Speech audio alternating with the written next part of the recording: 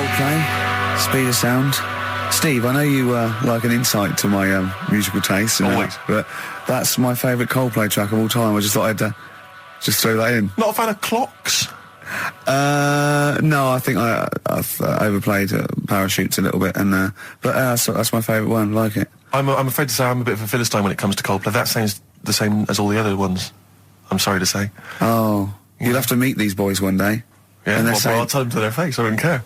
A little bit rock and roll. I don't care.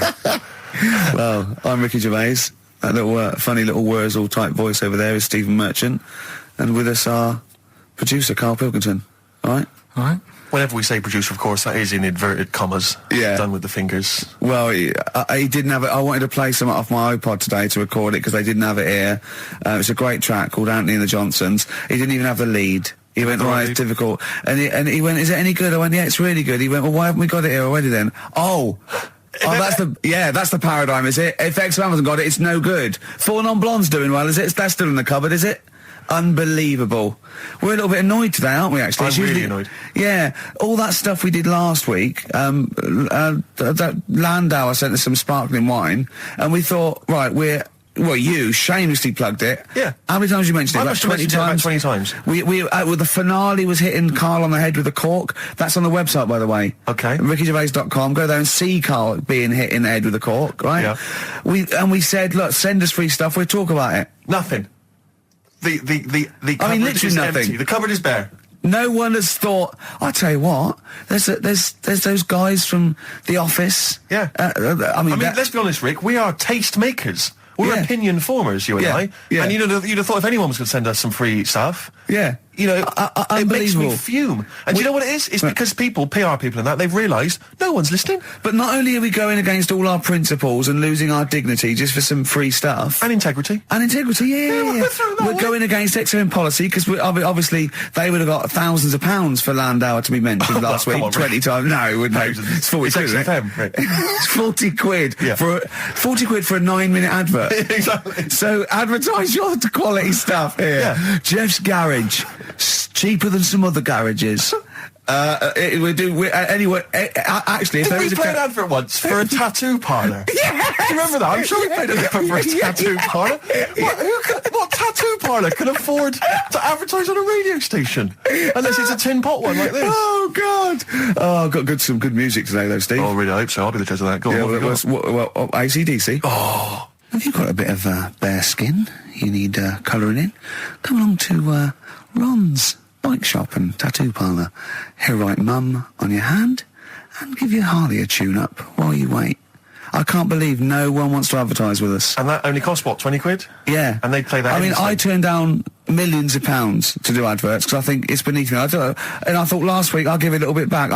I'll excite all these people who want to get nothing. All I'm thinking is, Steve, either our cachet's gone down, no one wants us anymore, right? Which is impossible, surely. I would have thought so.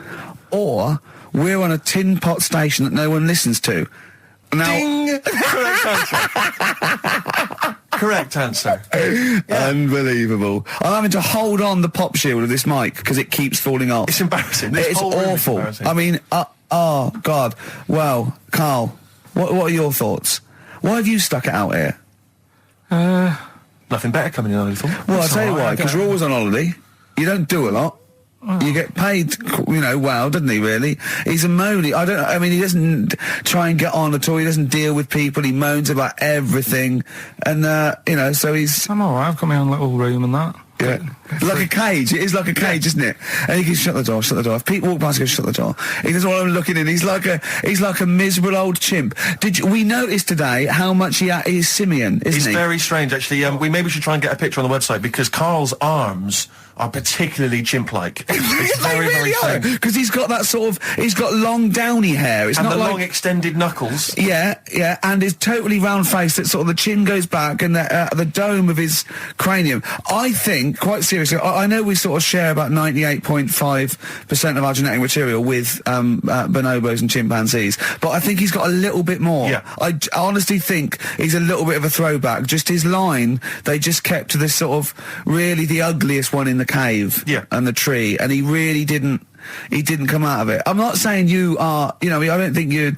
Well, you are. Yeah, you're chimp-like. No, it does annoy me. My hair annoys me on my body and that. Because I've got like hair on me little toes and that. Have you? Then on the legs. Would you see your little toes? Can you pick things up with them? No, tried. Okay. Well, that's the finale of this week's show. We're going to see if he can play a record and put the fader up From a tyre, while swinging in a tyre. Just using his hairy toes. Yeah. I've sort of got hair all the way, but then it just runs out where it should be. On the top of your head. Yeah. And is this part of the reason why you're always uncomfortable about, being nude or around naked people? Is that partly the reason, do you think, because you look so grotesque? Well, when I'm on holiday, I don't really like wandering about without a top on unless, like, it's a quiet beach or whatever. Sure. So what would you normally wear? Need.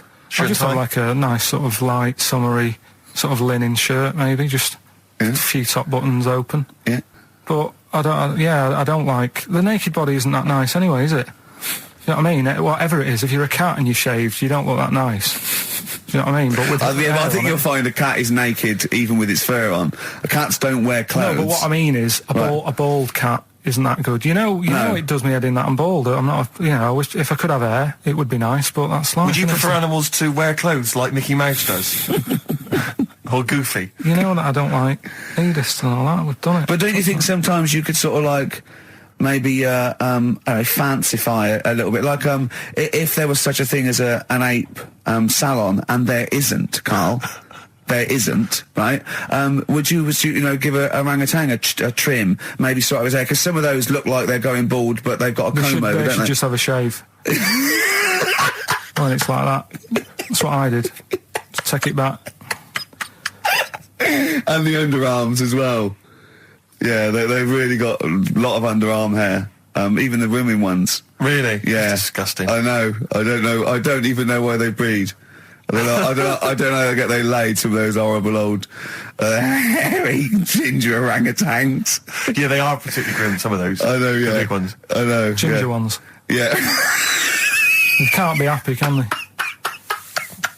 What is that?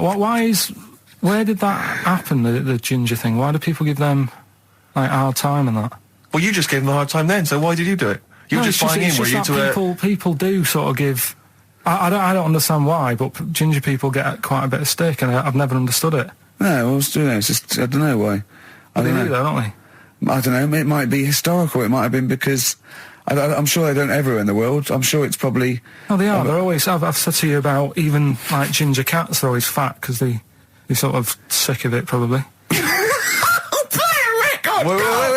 Wait. Ginger cats, what do you mean? When you see a ginger cat... They've been eating, like, because they're upset, they're fed up and they've been bullied. You never see, like, a thin, happy ginger cat running about. It's always overweight and looking a bit fed up. It's just a good point, isn't it? I wouldn't say it's a good point, Carl. It's a point. So last week, the Chinese don't age well. Now, anything ginger, including cats, are sick of it. No, but I'm just saying... Are you ginger? Would you like to take issue with any of Carl's points? 83XFM is the text. You can text us. Maybe you've seen a thin ginger cat. I'm not having a go, though. That's what I'm saying. I'm just saying it's weird how people give them a hard time. And it's if I could have hair, I'd go for ginger hair rather than being bald. Really? Mm.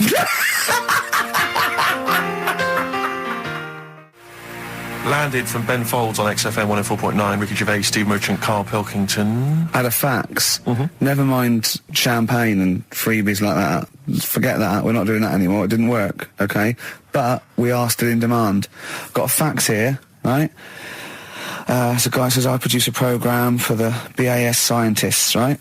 Wintering in Antarctica. Now, what this bloke is saying is, there are scientists, right? Researching in Antarctica, and they're already locked away and sort of like out of touch because they can't get to them, right? But they're soon going to be living in 24-hour darkness, because through the midsummer here, it's darkness for 24 hours for like 3 months, and they're totally cut off, and he's trying to get some stuff together, and he wants us to record a message, and it said every year they choose a celebrity to do something, a message of their choice. They had Rolf Harris, David Attenborough, Jonathan Ross. This year, Ricky is the popular choice. So I'm up there with Rolf Harris, David Attenborough and Jonathan Ross in terms of the vote amongst some scientists stuck in a hut in Antarctica for 3 months. I think they just got cabin fever. So that's another poll. So that's another poll I've won.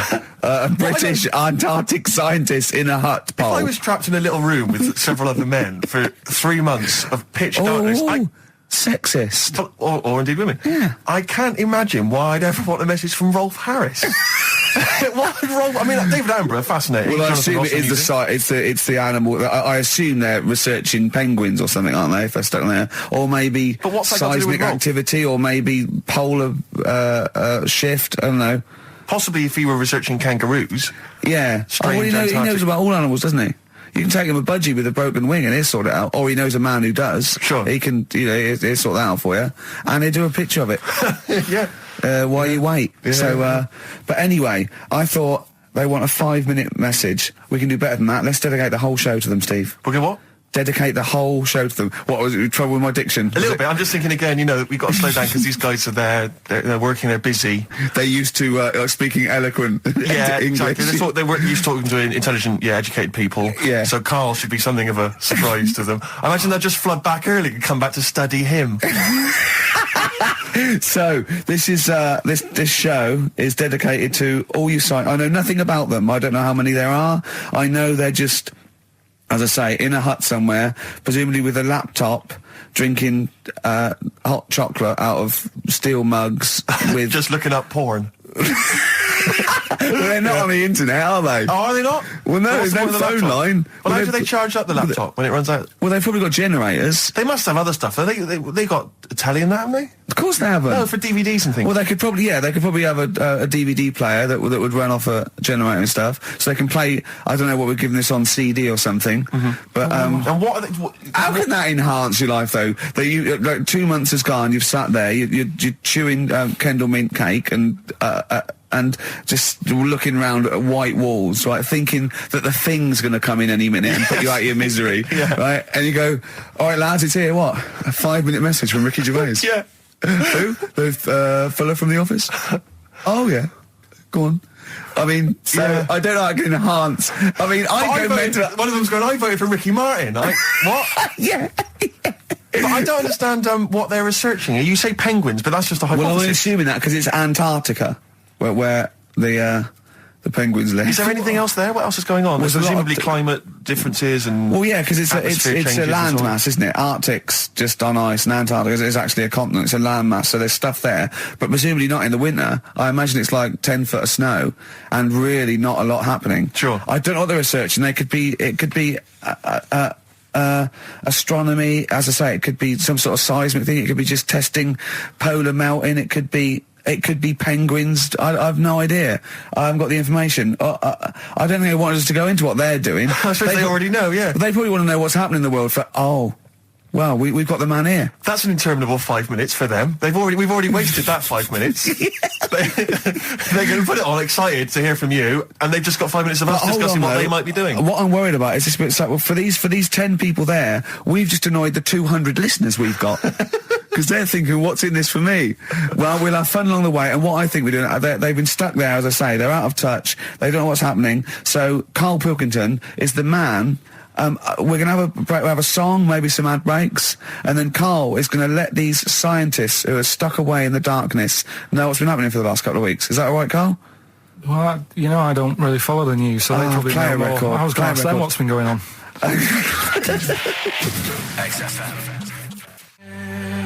Embrace a glorious day. Well, it is a glorious day, Steve. Brilliant. Every day's a glorious day, isn't it? Well, it is when I'm with you. Yeah, love the world. Yeah. So these scientists, they're stuck away in the darkness. Let's tell them what they've been missing. What's the highlights, Karl, of the last Ricky Gervais and Steve Merchant and Karl Pilkington, by the way, XFM 104.9, etc. What they've missed for the last... just do the last few weeks. What have they missed? Remember, they haven't got newspapers, they haven't got telly.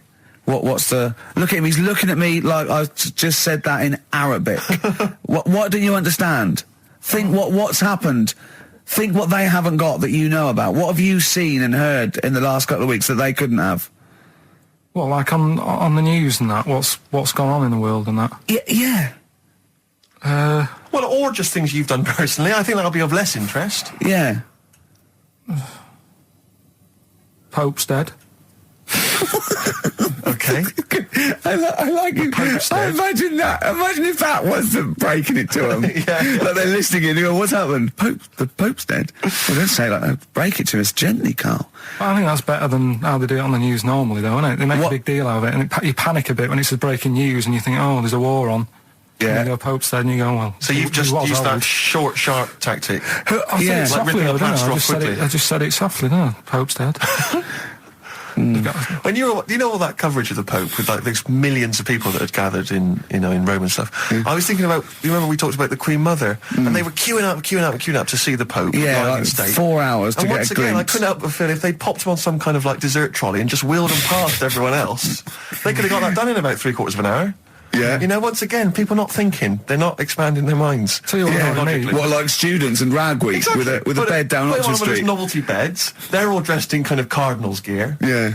Just, trundling him off and down the... Yes. But it's the way they also said they've now got a new Pope. He's hardly new, is he?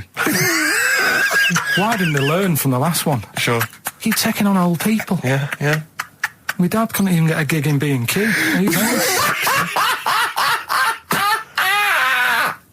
Oh God! So who have we offended? I mean, the thing is, it's clever because soon our offensiveness isn't going to be sort of like we're feeling about offending someone. It's going to be like we're going to be living with Salman Rushdie. Yeah. Do you know what I mean? The things. I mean, that's pretty. Don't have a go at the Pope. I'm not having a go at him. It's good that he can carry on working and what have you, but I thought everyone had to retire at like 60 or whatever. Like, bloody hell. But, whatever, if you can get away with it. Yeah, why couldn't your dad get a gig in B&Q? I mean, he goes there a lot, doesn't he? He goes there a lot. That's why, if you're just joining us for this one-off show because you're trapped in a bunker somewhere in the Antarctic, you should know this of Carl's dad. He's a thief. He steals things, and we've openly discussed this before. He steals this from other elderly ladies and elderly people. Perhaps. Oh, he's not like Raffles, though. He doesn't go into their house. He's not a gentleman thief. No, what's it? Don't people put? Let's put this in context. He's not a villain, but sometimes when people leave groceries lying around in a public telephone box. No, what it was, where they live now, they've retired, right? They've moved. I won't say where they are, but somewhere quiet, right? And it's so quiet. It's not a witness relocation protection scheme. But because there's only about 8 people live in this village, it's not worth like the like corner shops. There's only staying open. 8 people living in the village. It's quiet. The It is village quiet. of the damned. So anyway, rather than keep the shop open, you're meant to call up and go, all right, Harry, I need some milk today. Right. And they stick it in a phone box outside in the shop, and my dad found that out. So when he's been out, just stop off at the phone box, have a look at what's left lying around. Yeah. But of the 8, I mean, there's 8 people in the village. My attention would be instantly drawn to the dodgy Manc fella. I mean, do you know what I mean? It seems, in Manchester you can probably get away with this, there's a lot of scum up there, but down in this little village, you got little Miss Marple type and a little, country policeman. He's stopped doing it now, Has he? Stopped doing it, yeah. Cleaned up his act. Yeah. Yeah. Good, alright, so the Pope's dead, any other big news? There was that thing I told you about last week, the foot-long spider eats chicken. What does this mean to them? They're going to think that the world's been taken over by them. It's not like this Well, never telling. We're not going back. There's a foot-long spider on the loose. Are these people bright, though? Well, let's have a look. Antarctic scientists. Yeah, they've probably got an O-level or But two. you're looking at penguins all day. Yeah. So how bright have you got to be? What do you mean? Well, what are they doing? Well, I don't know, do I? But they've been chosen. It's probably cost millions of pounds to set them up there. Oh, Carl. I'd say this is like, for scientists, this is like Big Brother. Do you know what I mean? This is like a big dinner. Scientists there watching this, finding out what's going to go on. There's little challenges that they give them, little tasks. It's like Celebrity Love Island without the sun and slappers. Go on. I think what else has gone on? Well, while you're thinking, Carl, I should just tell you now, you threw that question out earlier, why are ginger people historically mocked? We've had a couple of responses on the text, 83XFM. Again, as ever with XFM listeners, don't believe what they say, don't trust what they say. But one of them... Have we got any respect for anyone in the world? I'll get back to you. Pete in Tooting, now, again, I think this is nonsense. He claims that the reason ginger people are disliked is because Judas was ginger. From the Bible. I don't know where he's come up with this idea. No, I've heard that. But, are there a great many people from, you know, the Middle East who are ginger? Well, that's probably why he stood out. Sure. And he was probably fed up, and he thought, I'll get him back. Yeah. Maybe... Unless he had his hair dyed ginger when he was on the witness protection scheme. What did Which he presumably do? he had to go into What- after all came out in the book. What did he do? What did he do? why He has got a stitched bit of a up. bad He name? stitched him up, didn't he, to the Romans? Didn't he, Judas? Did he do it for 40 pieces of silver or something? I'm not big on the Bible, but apparently, Incidentally, if you'd like us to stitch up any kind of messiahs for 40 pieces of silver, just get in touch. 83XFM. We're willing to do that for you as well. But that's one explanation. There's another one here, which is again, I don't believe this for a moment. It says ginger people get a lot of stick because in Elizabethan times, people with ginger hair were told that their mother had slept with the devil. And that was why their hair was ginger. So there's two options. Maybe if you've got some more, you can any more spurious thoughts, then get in touch. 83XFM. But yeah, I don't know. Carl? no, there might be truth for both of those. I mean, the point is that if either of those are true, they were already being picked on, if you know what I mean. Right. That's the point. It's sort of like, maybe that's not the total root of it. Well, the Judas thing might be the root of it. The first big ginger to do something a little bit. So if he was bald, then old bald people would be like, Yeah. get a hard time on that. Yeah. Well, we do mock you behind your back anyway, Carl. That's going on, don't worry. So play a record and think of something that's happened to tell these poor scientists what's going on in the world. All you've come up with so far is the Pope's dead and there's a big spider. What is that? That eats chicken. The Pogues, rainy night in Soho. I hope there isn't a rainy night in Soho tonight, Rick. I'm sure you're one of those who agrees with me. So we just had an email here from a guy called James Lee. He says, hi, just writing a bit of info on the scientists in Antarctica. I'm a scientist who's just come back from one of the Antarctic bases called Halley, or Haley. There are 15 people staying there over the Antarctic winter. The scientists are looking mainly at the atmosphere, things like the ozone hole and meteorology. I think there are 6 scientists staying over the winter, as well as a doctor, electrician, mechanic, and a carpenter, and so on. And so he's saying they do listen. They have the internet, so they maybe could listen to the show on the internet. And if you get the chance, say hi to Francis, and the rest of the winter is for me. Sure, no problem. Yeah, thanks, James. But yeah, there they are. That's what they're doing. That's what they're up to. But why are they asking you for a message though? When I mean, have these people got families and that, or are they convicts, or? No, what do you mean? Of course they got. But they probably do get messages from their family. Well, why are you doing one for one? Is that? I mean, say, do you know, like you see it in like Porridge and stuff like that, where if someone's in prison and no one visits them, Yeah. and they sort of look a bit fed up and that. Is this message that you're doing for like people who don't get a letter in the post from? Brilliant. So they put this on the shelf until someone doesn't get one. All right, Hargreaves? Yes, sir, I didn't get a message today, sir. Yeah, I've got a message, Hargreaves. I've what, sir? Hargreaves, you have got a message. Really, sir? From Ricky Gervais. Really, sir? And then they give it... Don't talk, please. There are scientists listening. Try to keep the talking shit down to a minimum today. Well, what's annoying me is, right, they're saying they're stuck over there for months, but it seems to me like they're wasting a lot of time. Right? Why?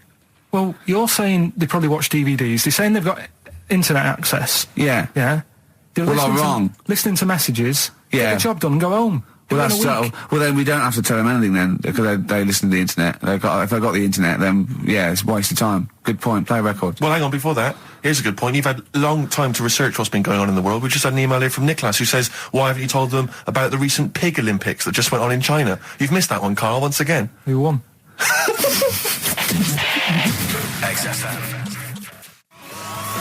First of the gang to die, Morrissey, XFM 104.9. I'm Ricky Gervais with me, Steve Merchant and Karl Pilkington.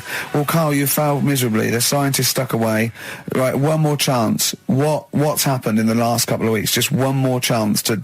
What have you seen in the last couple of weeks? Well, like I say, I don't really watch the news and that, so Right. I can't tell them about that. But in a way, I think they're better off not knowing. I think that's the only good thing about being out there, isn't it? Not knowing about the bad stuff going on. Yeah. So I can't help them there. They don't need to look at the weather, do they? No, don't you know? No. But tell you about the Pope and that. Yeah, pretty extensive. What about the EU constitution and the no votes? What do you make of that? What are your views? What's the problem there? Oh, This isn't. This No, but it's isn't, better- it's this better isn't not knowing. broadcasting, It's though, better is not it? This is knowing. nothing. Come up with something. Well, the Talk. fat baby then, the fat baby that they found, that was on the telly. Right. Well, what was that? It's just a little fat baby. That,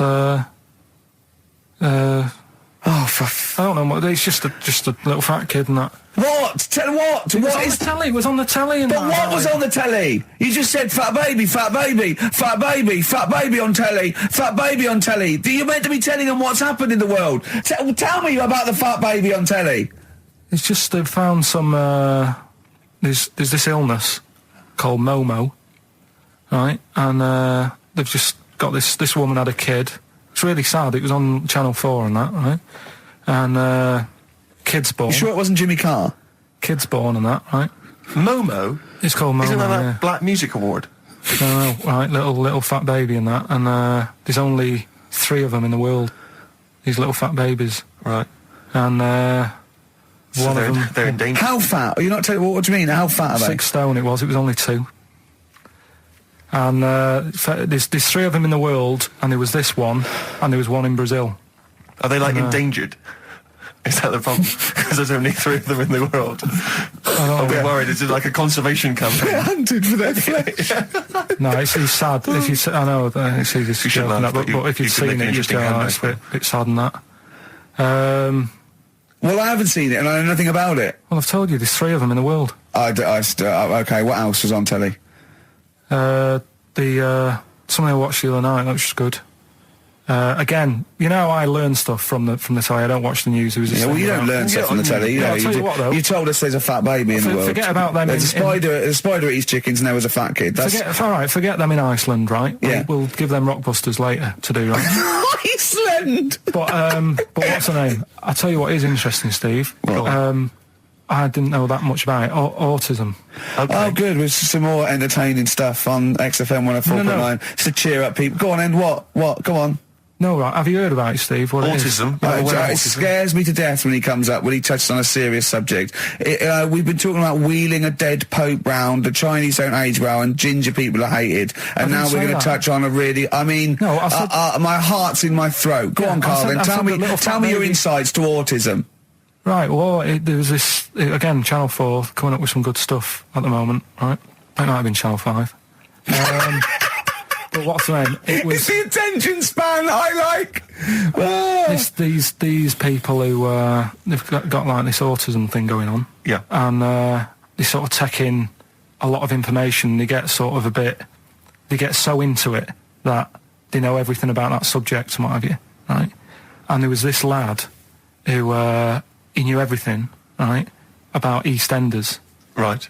He sort of, the cameraman was saying to him, so, you know, why EastEnders and that? And he said, oh, I don't know, I just like it. And he said, I remember when I first watched it was a Thursday, it was 5 to 8, Pauline Fowler walked in, she had a pink jumper on, she said, all right, love. And he remembers everything from that moment on. Yeah. Right, and everything, which is great, but then the way the programme was making out, it was almost like they were saying it's a disability. Right. When in a way, it's more like a superpower. Sure. Like Rain Man. But if you can take It's it, Rain Man. No, I'm he not- has special autistic powers.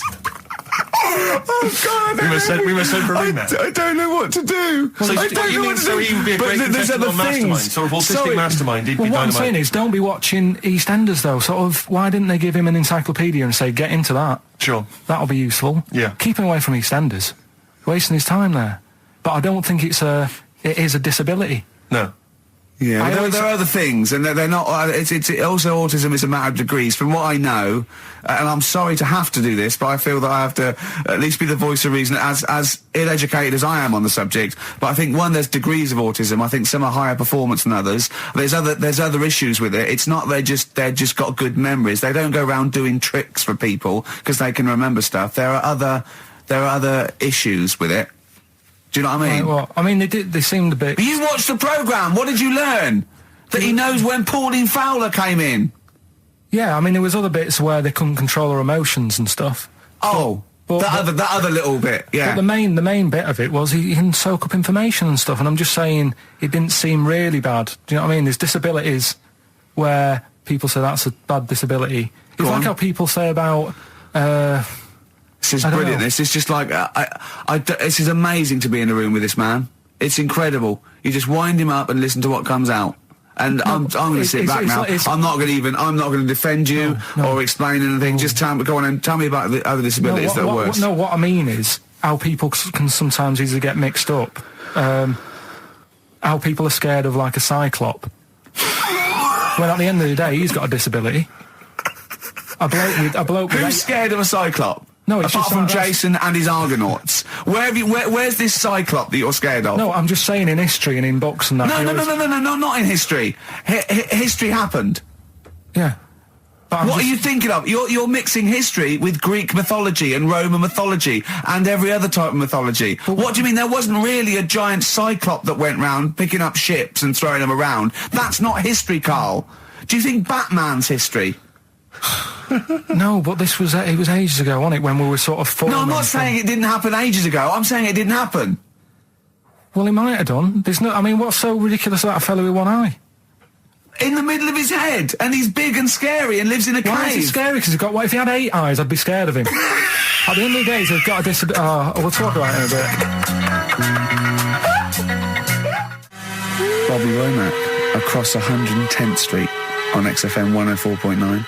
I'm Ricky Gervais, with me Stephen Merchant, and over there Karl Pilkington. Can I just remind people that... A man so stupid, it isn't actually offensive. I just want to put that out there. Yeah. Okay, good. No, just like to remind people that they can get in touch on the text, 83XFM. You'll need that text number shortly, because we're going to be playing Rockbusters very soon. Gav has texted in, and he says quite simply, "What's happened to the webcam? All I can see is a bald monkey." Well... You're absolutely right. We'll try and get that sorted out for you. But we're rockbustering now. Should we do it now? Should we do it now? Set it up now. Okay, great. Yeah. So you should just remind people, Rick, particularly if they're trapped in Antarctica for the next 3 months, what this game is. Well, this is Blockbusters, just totally ripped off, and the clues are bands and artists. Carl says they're cryptic clues. They're not cryptic clues. They're more like, what word am I thinking of? They're tenuous. Some of them don't work at all. So it's really, are you in tune with a shaved monkey? I mean, it's nearly embarrassing to get the clue. I pride myself on that I don't really get them. And I'm sort of proud of that, because you shouldn't. Yeah. But anyway, I think I've given it a big sell. Yeah. Now, you do win Tat today, but the big prize is going forward to be in the draw in 5 weeks' time, when there's a signed Homer that I got Matt Groening to draw. If you go to rickygervais.com, you can see him drawing it. It's an original. Well, if they want to see it, they can go to xfm.co.uk/Ricky, and it's actually... Just click on it, you can have a look at it. Oh, you can see all the pictures there, can't you? There's also a signed Nigel Tufnell poster, and us three as Flanimals. But there's a little actually video clip. I was on rickygervais.com. You can actually see Matt Groening drawing it. Well, so those prizes are the ones, the big prizes you can win in 5 weeks' time if you get to the grand final. In the meantime, it's the usual selection of mediocre gifts which will be given away. That we found in a drawer that people have sent us to give away. First up, we've got I think most people agree, the mediocre John Travolta film Ladder 49, which I think barely made it into cinemas over here. No. We've also got on DVD. And we're giving that away. We're giving that away. Brilliant. On DVD, the TV series Grumpy Old Men, which I think is repeated every single night on BBC Two. Oh, and that's free as well, is it? Yeah, that's free. Oh, okay. Right. We've got the complete third series of Alias. Great gift, only if you've seen the previous 2 seasons. So, is that the one I'm in? I don't know, possibly. French and Saunders at the Movies, a collection of all their hilarious movie spoofs. Again, on television, I think every Friday. And the TV series Operation Good Guys. You know, fine series, but you could see that on UK Gold most nights. So once again, an excellent selection. But if you win all those and take them straight down to Record and Tape Exchange, you will be able to get 2 albums that you actually like. That's exactly right. So, people send us them, so they sort of get bigged up on the radio, so that's done. We don't need to, worry about that. Angry. So, anyway then, three clues. Well, hang on, let's play the jingle. No, I haven't got one. You not got a jingle for Rockbusters? No. Well, do one quickly now. Okay. Rockbusters. Brilliant. All right, so we got 3 of them. Cryptic clue and the initials. The band, it could be a band or an artist. We've done all that, haven't we? Yeah. All right, first one. The fella let his wife know how he got the bruise on his leg. Right? Give us that again. the fella let his wife know how he got the bruise on the leg. He got a little bruise. Yeah, it's all, imagine that in the Times crossword. You read it again, it's slightly different. Every time I look back at this crossword, it's slightly different. All the words change. It can't be cryptic. The initials there, CL, right? CL. Fella got a bruise on his leg. He let his wife know how he got it. What's going on? Right, second one. All the muttering. And what's the next cryptic clue? Second one, that Potter lad had a lot of bottle doing all that stuff with the wizards and that, right? He had a lot of bottle playing with the wizards and that. What's all that about? Right? I love it! He always says, what's all that about? TB there, band or artist, the initials TB, that Potter lad, he's got a lot of bottle doing all that stuff with the wizards. Right? And the third one, the Buddhists won't be able to get in their temple without these. What do they need, right? The Buddhists won't be able to get in their temple without these. The initials TM. Right? 83936 is the text number. We don't want to receive emails from this because we can't be bothered, so just a quick text. Make sure you include all three answers. We're not interested unless you've only got, you need to get all three. Yeah. But the winner may only get two, but it's the first one with the most right answers. Yeah. And if that wins all those DVDs. Alias is a box set, to be fair. That's pretty good prize, that one. Oh, you could probably get two CDs when you take that down to Record Tape Exchange. Just and for that you alone. don't need to see the first two seasons because you won't know what's happening anyway. Oh, okay, fine. I'm excited to think that there's some people now in Antarctica just scrabbling around to get a pen, just trying to figure them out. You know, they'll probably stew on that for the next, I don't know, 2 months. XFM. Forward Inc. Gorillas on XFM 104.9 on Ricky Gervais with the Steve Merchant and Karl Pilkington. Karl, okay, we've got to sort this out. We didn't meet again this week, and this is a shoddy show. I thought we had a sort of framework for it, but do you know what I mean? No, I thought it'd be, Karl could sort of tell him what was going on. He doesn't know anything except watching telly, late night telly on strange channels. Like he gets all his information about the news on Anna Nova, and I mean, I even tried to help because Monkey News last week was awful. It wasn't Monkey News. It wasn't Monkey News. It was I can't remember it. I've been away on holiday. Brilliant. Yeah, and the Monkey News stops. I phoned him up. There was a front cover of the, I think it was the Telegraph one day this week, and it was an ironic story. It was a fluff piece, but it was a funny story. It was about a monkey in a zoo that had a ruck with its father because it's adolescent. It was like the equivalent of like 16 to 18, and it had a fight with its father, and it escaped. It ran away, and it was like, an interesting story. Yeah. I phoned Karl up and said, "This is Monkey News. A monkey has escaped from its cage after an argument with its father." And he said, "What was the argument about?" I mean, he thinks like Homer Simpson. Yeah. Amazing. What was the argument about? Like the zookeepers are going, "Oh look, oh no, he's brought up his untidy room again." The father, "Oh look, he's caught him smoking again." I mean, what do you mean? What was the argument about? They have fights. They have fights, and then it ran away. His dad wanted him to go to college, but he just wants to quit and get a job. Yeah, and he fancied a monkey in the other cage, and the father was saying, "She's not good enough for you." No. Oh, so what was it Monkey about? News today? Yeah, I got a little bit of Monkey News. You got a little bit of Monkey News, right? You've redeemed yourself then this week. We've got some stuff there and that. What else has been going on? What are we going to talk about now? Sort of head's gone now. Your head's we've got gone. Monkey News. Yeah. And, Why is your brain? Why is it? It seems like since we've come back on air, you have become dimmer.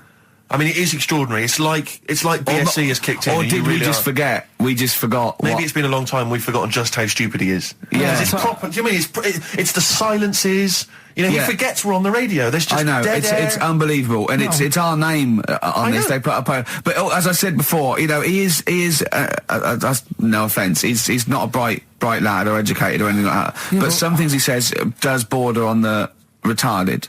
I've been trying to take in too much information now. That's the problem recently.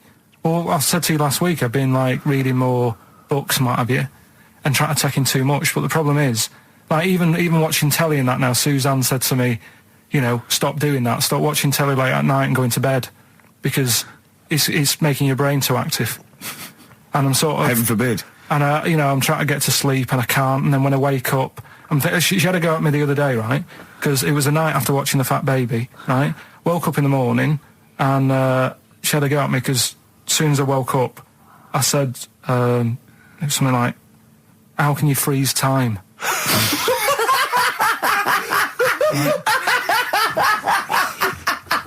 And she says, are you going to say good morning or whatever? I'm gonna burst! Just imagine it, right? It's like the sun comes up through the window. Oh, she's right. Carl's like that, his little head. His eyes open, he goes... One of those floppy night hats. How can you freeze time? Oh, God. But it's because, like, whatever, the night before I might have heard that on the news or whatever, and it's just been sort of whizzing around my head. Sure.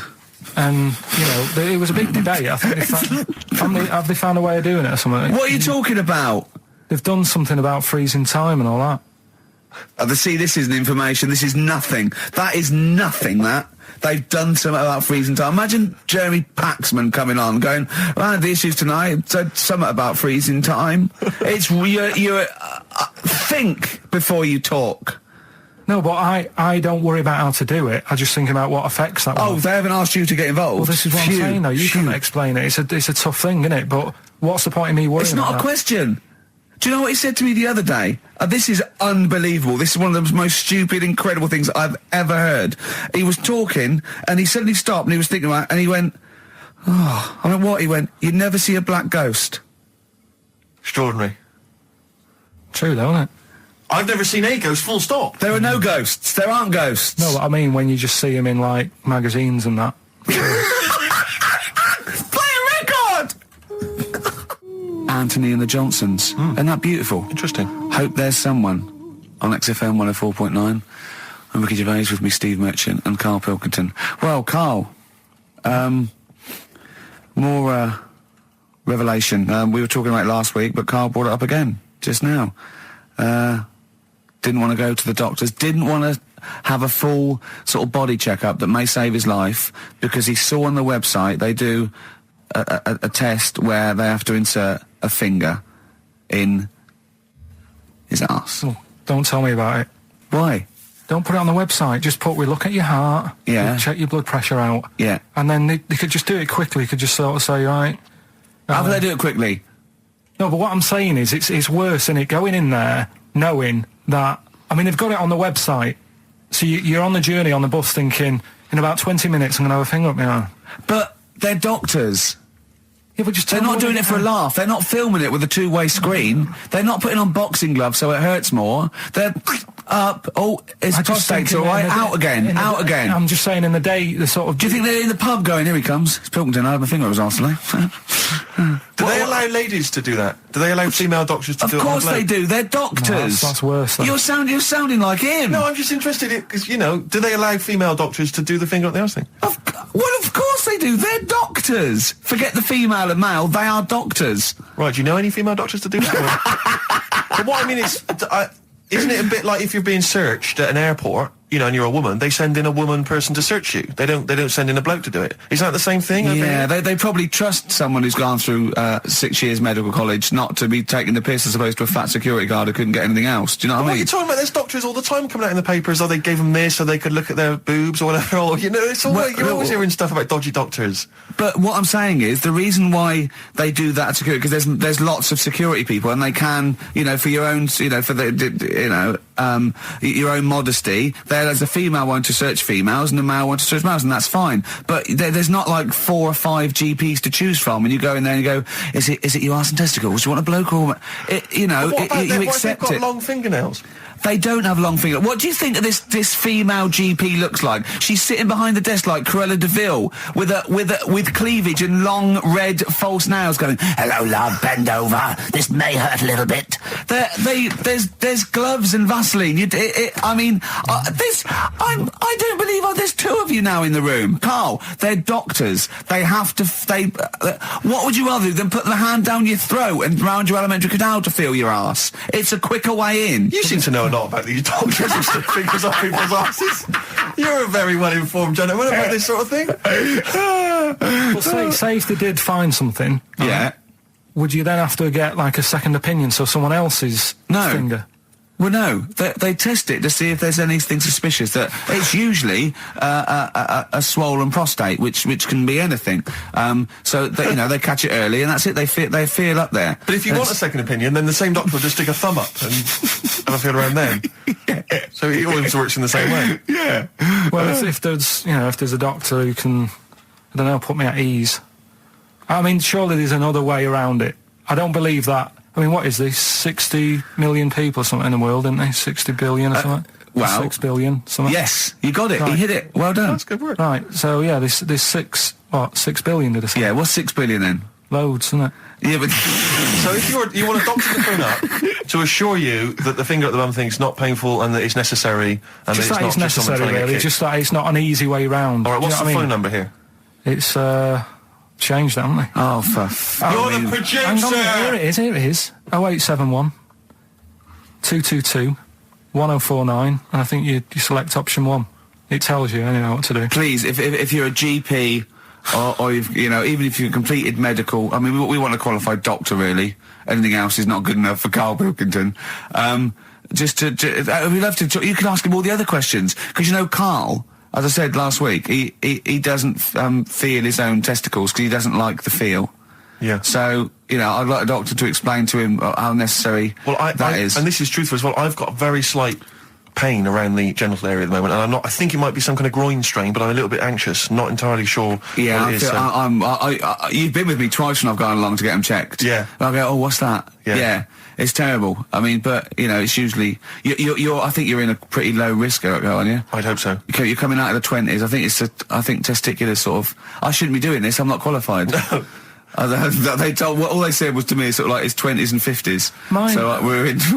Mine sort of felt like they dropped a bit the other week when I was on holiday. I don't know if that's like when you're relaxing or I was wearing shorts a lot. How far? If it's 2 foot, it's too far. I was having problems walking.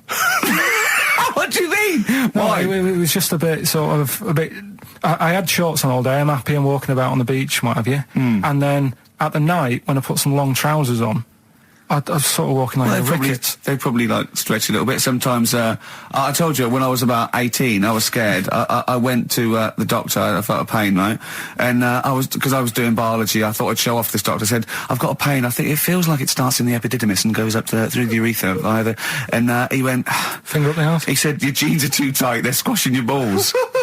So we want a doctor like that. So what's the phone number again? It's 0871 222 1049. A qualified What do you doctor. mean your balls drop, though? We've got to come back to this. I don't know. They just felt like it's not too bad at the moment. I was all right on the way in, but it was I feel twinges all the time, but you never know whether it's just because they're no, in... but they felt like they weren't my own. Do you know what I mean? They sort of felt a bit like these are. There wasn't a baggy. bloke standing really close to you, was there? And You didn't get them mixed up, did you, on the way back? On the flight back? felt Someone else has got Well, take a leaf out of nudist books. They just walk round. They got I nothing don't on think it. about nudists. Why? Well, let's play this ad break and that. And Have you had another encounter? if we've got time, I'll tell you about it. Have you really? Oh. XFM. Right, we've got who's that on the line? It's Rob. Rob, and are you a doctor? I'm a final year medical student. I'll be a doctor in 2 months, touch wood. That's close enough, isn't it? Yeah. Excellent. So, where do you study? Do you want to give more details, or do you want to remain anonymous as you're calling in to I talk? study at Barts Hospital. All right, great. So, why do GPs sometimes put their finger up a man's anus? To see what's there. If you've got hemorrhoids, if you've got an enlarged prostate, it's either that or they stick up a big tube and have a look up with a light. What? And it's easier to do that. Now, are you dumbing this down for us, or are you going to fail your medical exams by saying stick up a big tube with a light? I'm dumbing it down. Okay, come on then. We're all intelligent people here, and Karl. So you tell us what's that called? It's called a sigmoidoscope. Right. Nice. That was a clever test, wasn't it, Rick? I think he's a real doctor. Yeah. 12-inch long tube that they can put up there. So, Karl, would you prefer that or a finger? Well, so do they sort of do the finger first, and then? I mean, at what point do they say, "Hang on, we need a light here"? I mean, It's normally if there's something wrong. but So if I go then, say if I go to this well-known clinic, right, and they go, yeah, the art's good and that, yeah, finger, there you go, and then they go, hang on, I'm going to go and get me light and tube. I could start worrying then because they've sort of found something. And they're not likely to go straight in with the tube. They'll probably send you off some tests first. But Carl, there's nothing. But you go to these places to put your mind at rest and to know where you are with your health. I mean, it's not that you go along. That's what most people worry about. They think that because I'll go along and they'll find something. Well, one, that's illogical. It doesn't heighten the fact they find something because you go along. And two, if they do find something, it's a good job you went along. I mean, I'm a hypocrite because I don't go to the doctor, but I've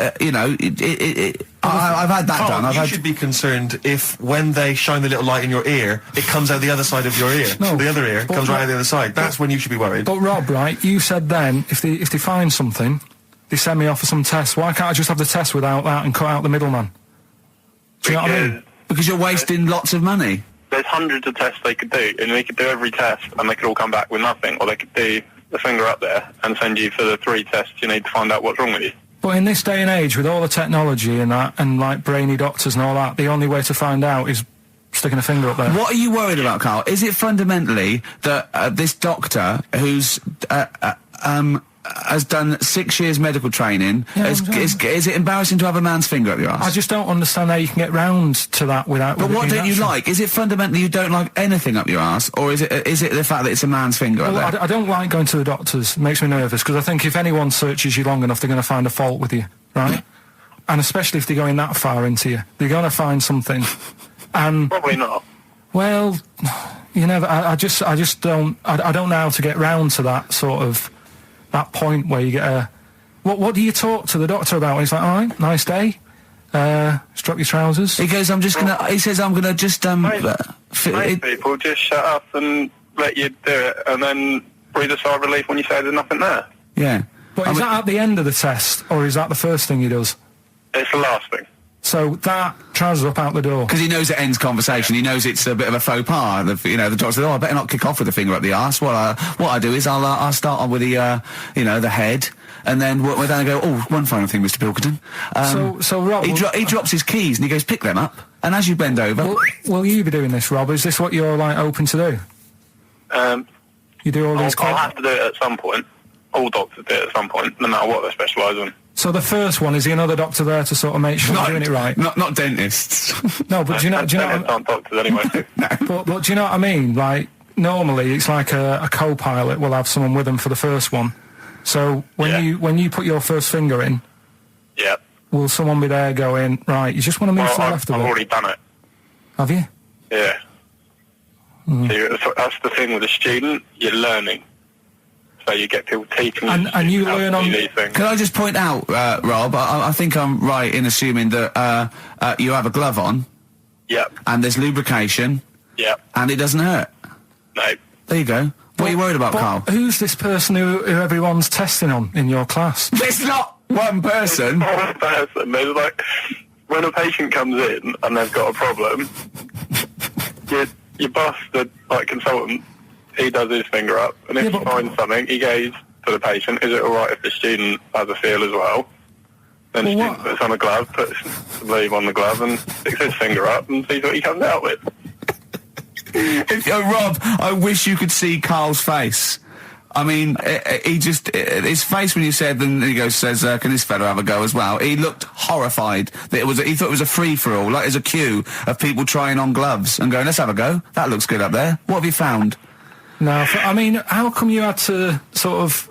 Is it not something you could test on yourself rather than waiting for other people to come in? Because then, you know... It's an awkward position to get to, really, isn't it? Well, but you can have a good rummage then without feeling too awkward, but to sort of have a go on your first patient when you don't really know what you're looking for anyway, do you know what I mean? Never really thought about it. Because you don't... If you've never done it before... You pop your finger in there, and you've got to sort of look. You've got to have an expression on your face, like you know what you're finding. Well, they can't see what you look. They can't see your face. There. You got the big boss consultant man going, now move your finger there, and you'll probably feel this. But he's just done it. He knows what's there. Well, what? Oh, so he's already had a go. He's had a feel, and he's going right. If you feel to the right, that's the conglomerate or whatever. The congomblery, yeah. It's congomblery is in perfect working order. Well, that's. I'm still. Thank you, Rob. That, I'm sorry you had to go through this. Carl is probably the worst patient you'll ever encounter in your medical career. Good luck with your finals, and thanks very much. And do you know any female doctors who do this? Or? Thank you. XFM 104.9. Thank you. Josh Rouse, it's the night time on XFM 104.9. Steve Merchant, Ricky Gervais, Karl Pilkington, and what is it time? I think so. Yeah. Oh, chimpanzee, that monkey news. Right then. So there's this monkey, right? In Canada. It's in a zoo in Toronto, I think it is. His name's Pascal, right? And what happened was all the people in the zoo sort of said, you know, what can we do? Sort of spice the day up a bit, right? Yeah. So they left. Embellishing. No way this is a news story. Let him do the news. Okay. So they left. Any dates? Just let him read the news. All right? You wouldn't interrupt Moira Stewart. There's about 2 weeks ago. No, because she always says today, so you know it's news. She doesn't say, right, there was a monkey, right? In Canada, come on, right? Mate, just finish the be all night. A couple of weeks ago, in this zoo in Canada. Right. Jesus. They got a camcorder. Right. And they said, let's leave it for the monkey to have a play with, right? So, anyway, they passed it around. Won a BAFTA. And a couple of chimps and that were rubbish at it. They were, like, filming the floor and all that, and the fingers were always in shot and stuff like that, right? But anyway, there was this one chimp called Pascal, right, who... Annoys me that he calls them monkeys, though. They're not monkeys, they're apes. He was a dab hand at it, right? He was, like, filming stuff, really good shots, you know, sort of nice mood and that. He used the lighting properly and all the rest of it. No, he didn't! This is the news. What are you talking about? This is the news. Steve, anyway. it's so annoying. You know it annoys me so much. Things like that. He was a dab hand. He was doing really good shots. It really annoys me. Let's hear the news. Anyway, right, so he started, at night, like, when the zookeepers went home, he started filming, like, other monkeys on the go, like, whilst they were at it, right? And he was filming them and what have you. The Ron Jeremy of the zoo. You know it's going to end up on the web. So anyway, the zookeepers came in the next day and it's like, let's see what shots he's got. Anyway, he's got all this, like, you know, all these monkeys at it and what have you. So, this is, honestly, you don't know what this is doing to me, Steve. Can I stop him now? So they thought, like, actually there's a few monkeys who aren't at it enough. Do you know what I mean? They have problems and what have you. So let's give them the videos. That is so untrue. This is so untrue. It's so untrue that it was filmed by a monkey. So it's so untrue. Right? Rick, I don't know who to believe. Oh, God, you're talking so much shit again. You must know that's not true. There's no way. There's a load of tapes out. Look at me. Look at me. Don't keep talking. Look at me. Yeah. You must know that's not true. Can we just hear the end of this news? You had to go at me last week because I didn't have the full story. I've got the full story. You're still not happy. There is no way that by chance, what should we do? Let's give him a camcorder. That could happen. Right. He then films him at it. That might happen. It might happen, but I don't think he'd keep the camera still. Two, they go, hold on, this is good stuff. This is good shit. This porn's good shit. Anyway, look at that. He's got a lovely shot. Yeah. So this is ridiculous. Let me just recap because I lost my way there. So the monkey has filmed the monkey porn, and now they're showing it to the other monkeys. Is he directing? Can you hear him saying stuff? Can you hear him go? It's just like, you know, Chimp Pimp 1, 2, and 3, and all the rest of it, right? But anyway, so they've got all these other tapes because what happened was they said he's quite good at this. Oh, and the animals, God! And the animals are happy having him around because he's not a human. He's just one of the gang. Do you know what I mean? So they started putting him in with other things like, you know, ostriches. Right. And talking shit.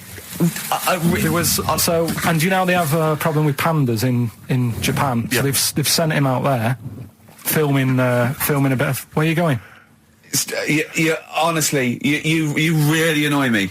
There's no way this is happening. Can we just hear the end? Why can't he just find a real story about a monkey? Let's hear the end. The end is really that he's going to China. He's filming the pandas and whatever. No, he's not. They wouldn't send a monkey director. They would not send a monkey director. Thunder Road by Bruce Springsteen, possibly the greatest rock song of all time. I don't know. Big words. Big words indeed, but I echo them. Well, we're running out of time. We've got to get on with the show. It's near the end. I hope you've enjoyed it. I hope the scientists stuck in a big, hut in the middle of nowhere in pitch darkness, 10 of them. I imagine they've been fascinated, Rick, by the finger up the arse discussion. We had Chinese don't age well, gingers. Yeah, all that. The big fat kid. Well, actually, they're probably secure in the knowledge that if they want to kill some time and it's dark, there's nothing better than stick your finger up someone else's ass. Exactly. So enjoy that. But they've been hanging on for Rockbusters clues, I imagine. Here's the answer. So give us the clue again quickly. All right, so the first one was the fella let his wife know how he got the bruise on his legs. Go on. Right, that was Courtney Love. Yeah, Courtney Love. So that's Courtney Love. So that's the first one, CL. So that one's fine. The second one, that Potter lad. What am I doing? Letting that one Just go? let it go, just let it go. Am I just letting that go? Annoyingly, we haven't got time to take issue with it, Rick. Okay. That Potter lad, he's got a lot of bottle, hasn't he, doing all that stuff with the wizards and that. Go on. That's Brave Harry, yeah, the Bravery, current sort of XFM band, the Brave Harry, that works as well. No, it doesn't. And the last one. No, it doesn't. No, it doesn't work. The Buddhists. It doesn't work. Won't be able to get in their temple without Doesn't these. work. Brave Harry. It doesn't work. Brave Harry. The Brave Buddhists, Harry. Buddhists won't be able to get in their temple without these. TM. That's Yeah. the monk keys, right? So who got all them? The Monk Keys? Who got all them? Right? Which band are called the Monk Keys? The monkeys. Oh, the Monkeys. Yeah, the monkeys. Right. So who's the winner this week? The winner this week is Gina. Well, we're letting that go, yeah? Gina got them all right. I think a text said she was from Horrorstead. I don't know, I've never heard of that place, but I assume that's right. But Gina, you win that selection. I can't believe she got them. I cannot believe she got them. But she goes, wins those and also goes into the prize draw. We'll have 6 people competing for that original Matt Groening thing. If you go to rickygervais.com, you can see Matt actually doing that. We've got a signed Nigel Tufnell and original drawing of us as Flanimals. If they want to see it, xfm.co.uk/Ricky. If they want to have a look at the picture. And well, that's it. It's 3 o'clock. I'm Ricky Gervais with me, Steve Merchant and Karl Pilkington. More drivel next time. A shaven monkey. Right. I was on the tube the other day, Rick. So I was just coming into Finchley Road. Yeah. And I was on the train. I know you don't travel on the tube anymore. 'Cause No. you're too famous. But I never did. No, fair enough. It's not that I don't really recognise. It's beneath me. Fair enough. And and then on the tube in each carriage, on these newer ones, there are kind of these flaps that are normally locked closed. And there was one of them that's swinging open. And inside there were various buttons like on, off, self-destruct, whatever. Yeah, but yeah. seriously, like doors operating. Train quicker. Exactly. And you were thinking, like, you don't want some, kind of oik, sort of fiddling around pressing buttons and stuff. It could be quite dangerous. Yeah. So I got off of Finchley Road and I thought, I'll be a good commuter. I'll mention this to the staff. And they'll probably, they'll thank me for it. And if it's an attractive young staff member, they never are on the tube. Have you ever seen an attractive member of staff at a tube station? Oh, come on, steady They on. are such freaks. I know that's the pot, kettle black. They're all from Devon, apparently. They're grotesque people, really. All right, steady on. And so anyway, I went up to this guy. I thought, The uniforms don't help, though, do they? They don't. It's pretty grim. And so I went up to this guy. I said to him, "Excuse me, I was just on a train there, and there was a flap open. I could see all these buttons and things." He went, "Right." I was like, "Yeah, well, I just think, it might be, wandering hands, a small child or something." Yeah, right. Small child. He went, "What carriage was it?" I said, "Well, I don't really know what carriage it was. I just, maybe at the next stop someone should come and check." He went, "Well, how are they going to check if they don't know what carriage it's in?" And at that point, I just wanted to smack him in the face. I just thought, I'm in a hurry. I've got no reason. There's no gain for me about telling this. It's not going to help me out in any way, not financially, nothing. I'm just trying to help you out. And that's your attitude. And I was absolutely livid. I'm getting so intolerant in my old age. What about the fact that the world's tallest man is living in a semi in Neasden? It's alright, isn't it? Something that someone told me in the week is that, do you know all these tall people like this guy? Yeah. Which is a bit weird they've only just found him, considering he's the tallest man. I think that's a bit weird. Yeah. Someone told me that, do you know the guy who was in James Bond, the big bloke? Yes. Jaws.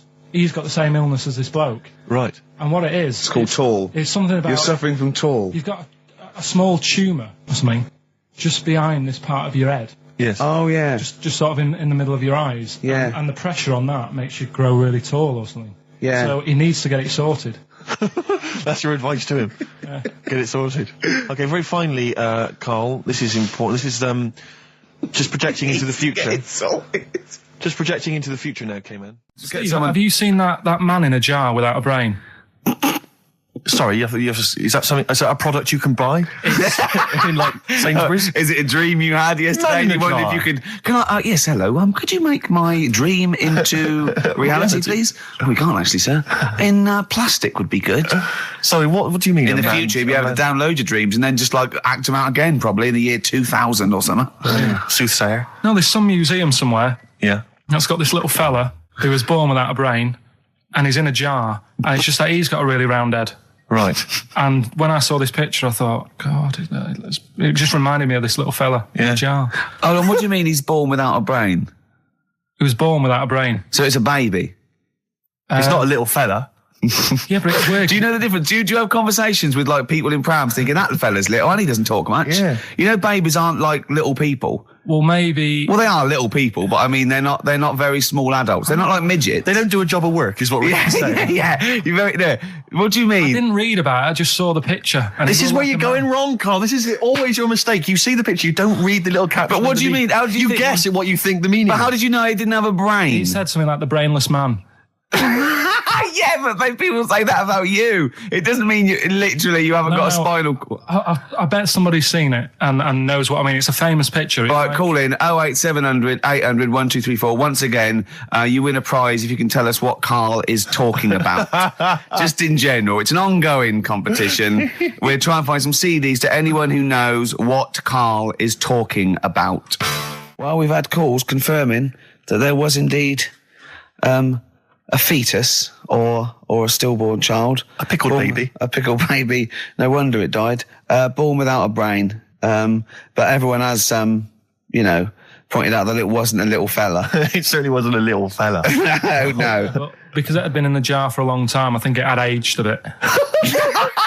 What are you basing that on? You do carry on growing, yeah. Yeah. Well, your ears and your nose. Your ears and your nose. And your eyes don't grow, so you could probably, I'll dig it out for you. Yeah. Imagine if like there was an experiment where they were raising a child just based on the information that we said on the radio. What kind of a person It was like would they download, be? yeah. And What kind of information would they and have? it took everything literally. Exactly. And I think, there's no irony or, it was just... They just, everything we said they assumed was fact. Everything that Karl said. And they any assumed was fact. question it had about the world, it could only ask Karl. Exactly. And it would See, be now, his- this worries me because without wishing to be disrespectful in any way, Karl, you know I think you're the best man on earth. When you have a child, we could be in a situation a bit like that. Do you know? Is it a concern for you? Do you think that, like, when your son's growing up or your daughter, and they're asking you questions, you're conscious? I mean, you yourself have admitted that you have a sphere of knowledge which you are an expert on. Ask your mother. You'd say, ask your mother. That's good. That's great. Fair enough. That's good. And I'd play with it. I think I'd be a good dad. Yeah, I think you would. But I wouldn't be the one who's shouting at it. No. Who would you get to shout at it? Probably Windsor Davis. He'd be good, wouldn't he? You horrible little man. Well, I'd tell it the rights and wrong. You don't have to be a really bright person to know the rights and wrong in the world. Yeah. No, I think you are bright, Karl. You are. And at what point in their life would you tell them about the evolution of the baguette, which you told us? Or the story of the bee. Yes. That you scored once. Or the two children. Would you ever get them to meet as maybe like that? They could be godparents. The friends you had at school. Yeah, with webbed hands. the big heads and Big webbed heads. They hands. weren't my friends. That weren't friends. I wish we could track them down. Oh, that'd be great. I imagine they're in a zoo. Oh, wow. Oh, Yeah. two big A safari jars. park, yeah. Two big jars. Industrial strength jars. Oh, dear. You're like our little fella in a jar. Yeah. It's In fact, that's what we should do with you over the 3 months. Keep it in a jar. And we can have it in alternate weeks. Like step parents or whatever. Yeah. That'd be great, wouldn't it? Brilliant. Just you can. Oh, leave me and jars. Steve will fight for custody. Yeah, it'll be a big jar though. You can put stuff in there. You can have it. Won't be like full of water or vinegar or whatever they do. Or You won't become pickled formaldehyde. Karl. No. It'd be like big air chamber, and you're sat there, and it'd be like a little. What would it be, an armchair or something? It'd be an alarm chair, and we'd have stuff in there, and we'd bring your girlfriend like once a week, and she'd go. No, we put a blanket over the top so we wouldn't, see anything. But like the intimate. Big Brother household. Exactly. Yeah. Now, that's a hell of a documentary. Oh, that'd be amazing, wouldn't it? Karl in a jar. But anyway, you're starting to think that we're getting melancholy now that you're just gonna sit at home. What are you gonna do every Saturday? Don't know. Go shopping. Let's sort out a jar. You've got to do the balloons before then as well. You've got to send you up in a balloon. Maybe you can send you up in a balloon and you come straight down into a big jar. Yeah. And they put a giant cork in straight away. yeah, and there's a big cheer. I'll tell you what we could do. We could set you adrift like Robinson Crusoe set the ball and see where you end up. If you find me, yeah. Oh, you might go to an uninhabited island or something. People are phoning in about anything space. now, Rick. Yeah. We asked them to phone in about the jar thing. Switchboard lit up. It's crazy.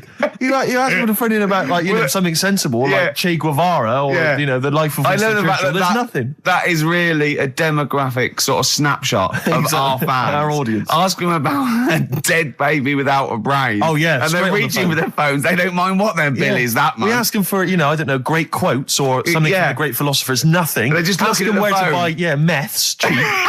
Straight on the phone. Oh, you know. Someone just called in and said it's about putting. He went, hello. Carl answers the phones. And I said, hello. He went, hello. He said, yeah, about putting Carl in a big jar. And Carl went, go on. And the bloke went, well, then you could call him Karl Pilkington. And he went, thanks.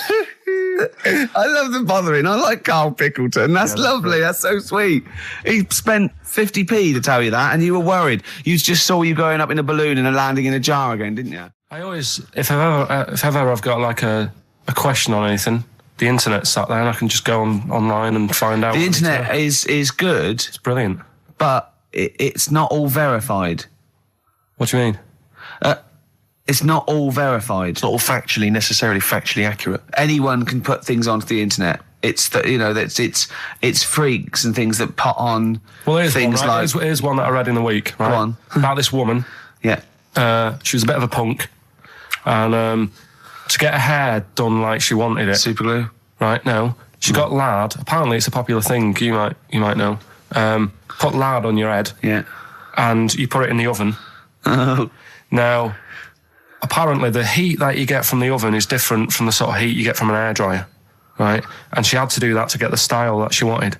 But anyway, she comes into money or whatever, treats herself to a microwave, right? It's not true. Opens the door, jams the things, like the little catch, so the microwave works. She jams it with a screwdriver or a knife or something. Yeah.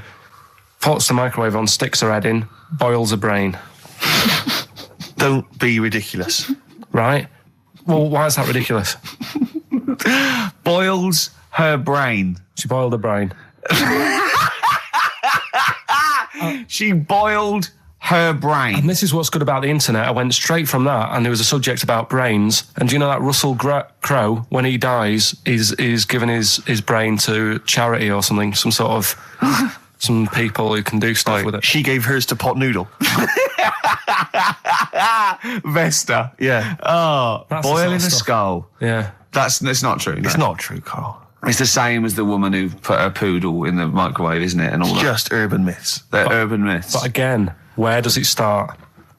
Someone made it up. Yeah. For a laugh. They're just too convenient urban myths. Everyone says you can tell an urban myth's not true because it's always this happened to a mate of mine, and when you say what happened then, they go, don't know, that was it. Was it?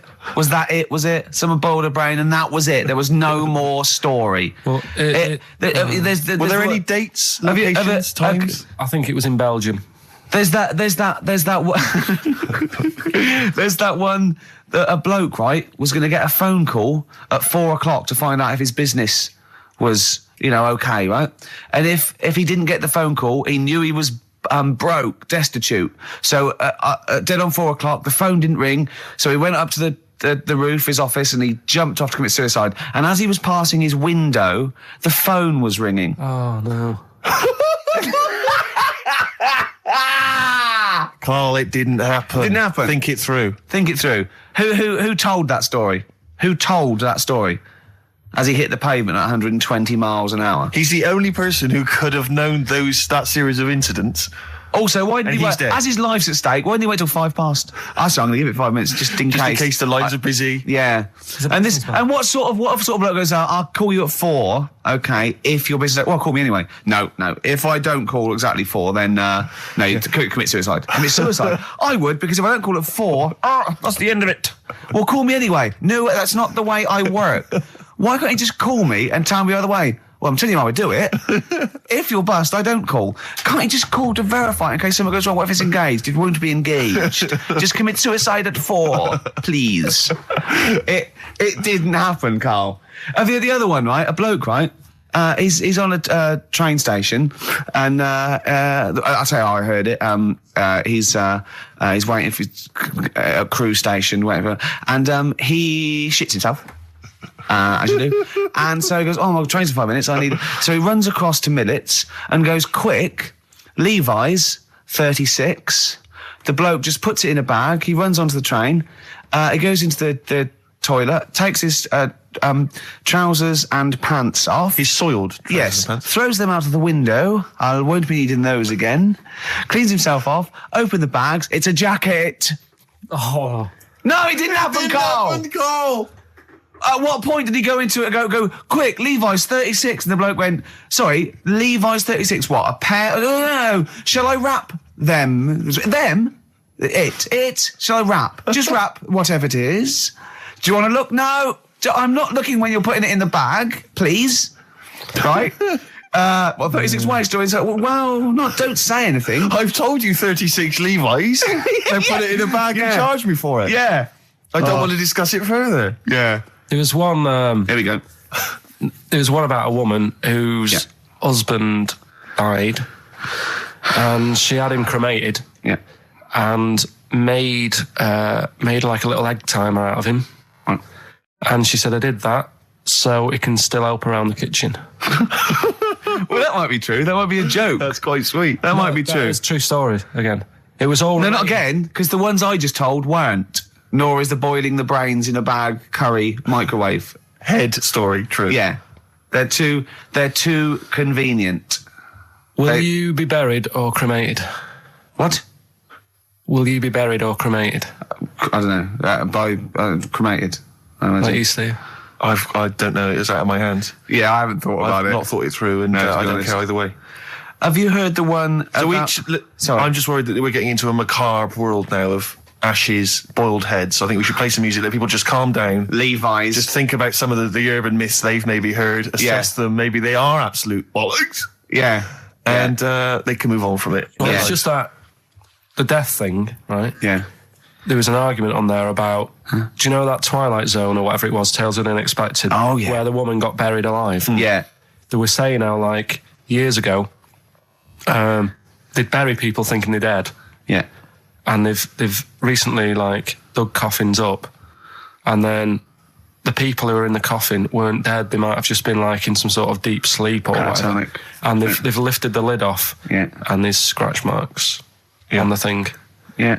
And that's pretty scary. And makes you think, I mean, I hope they check these days. That's all. Carl, you went to Habitat this week, didn't you? You're not going to believe this, Steve. Go on. He told me Is it this a bargain? morning.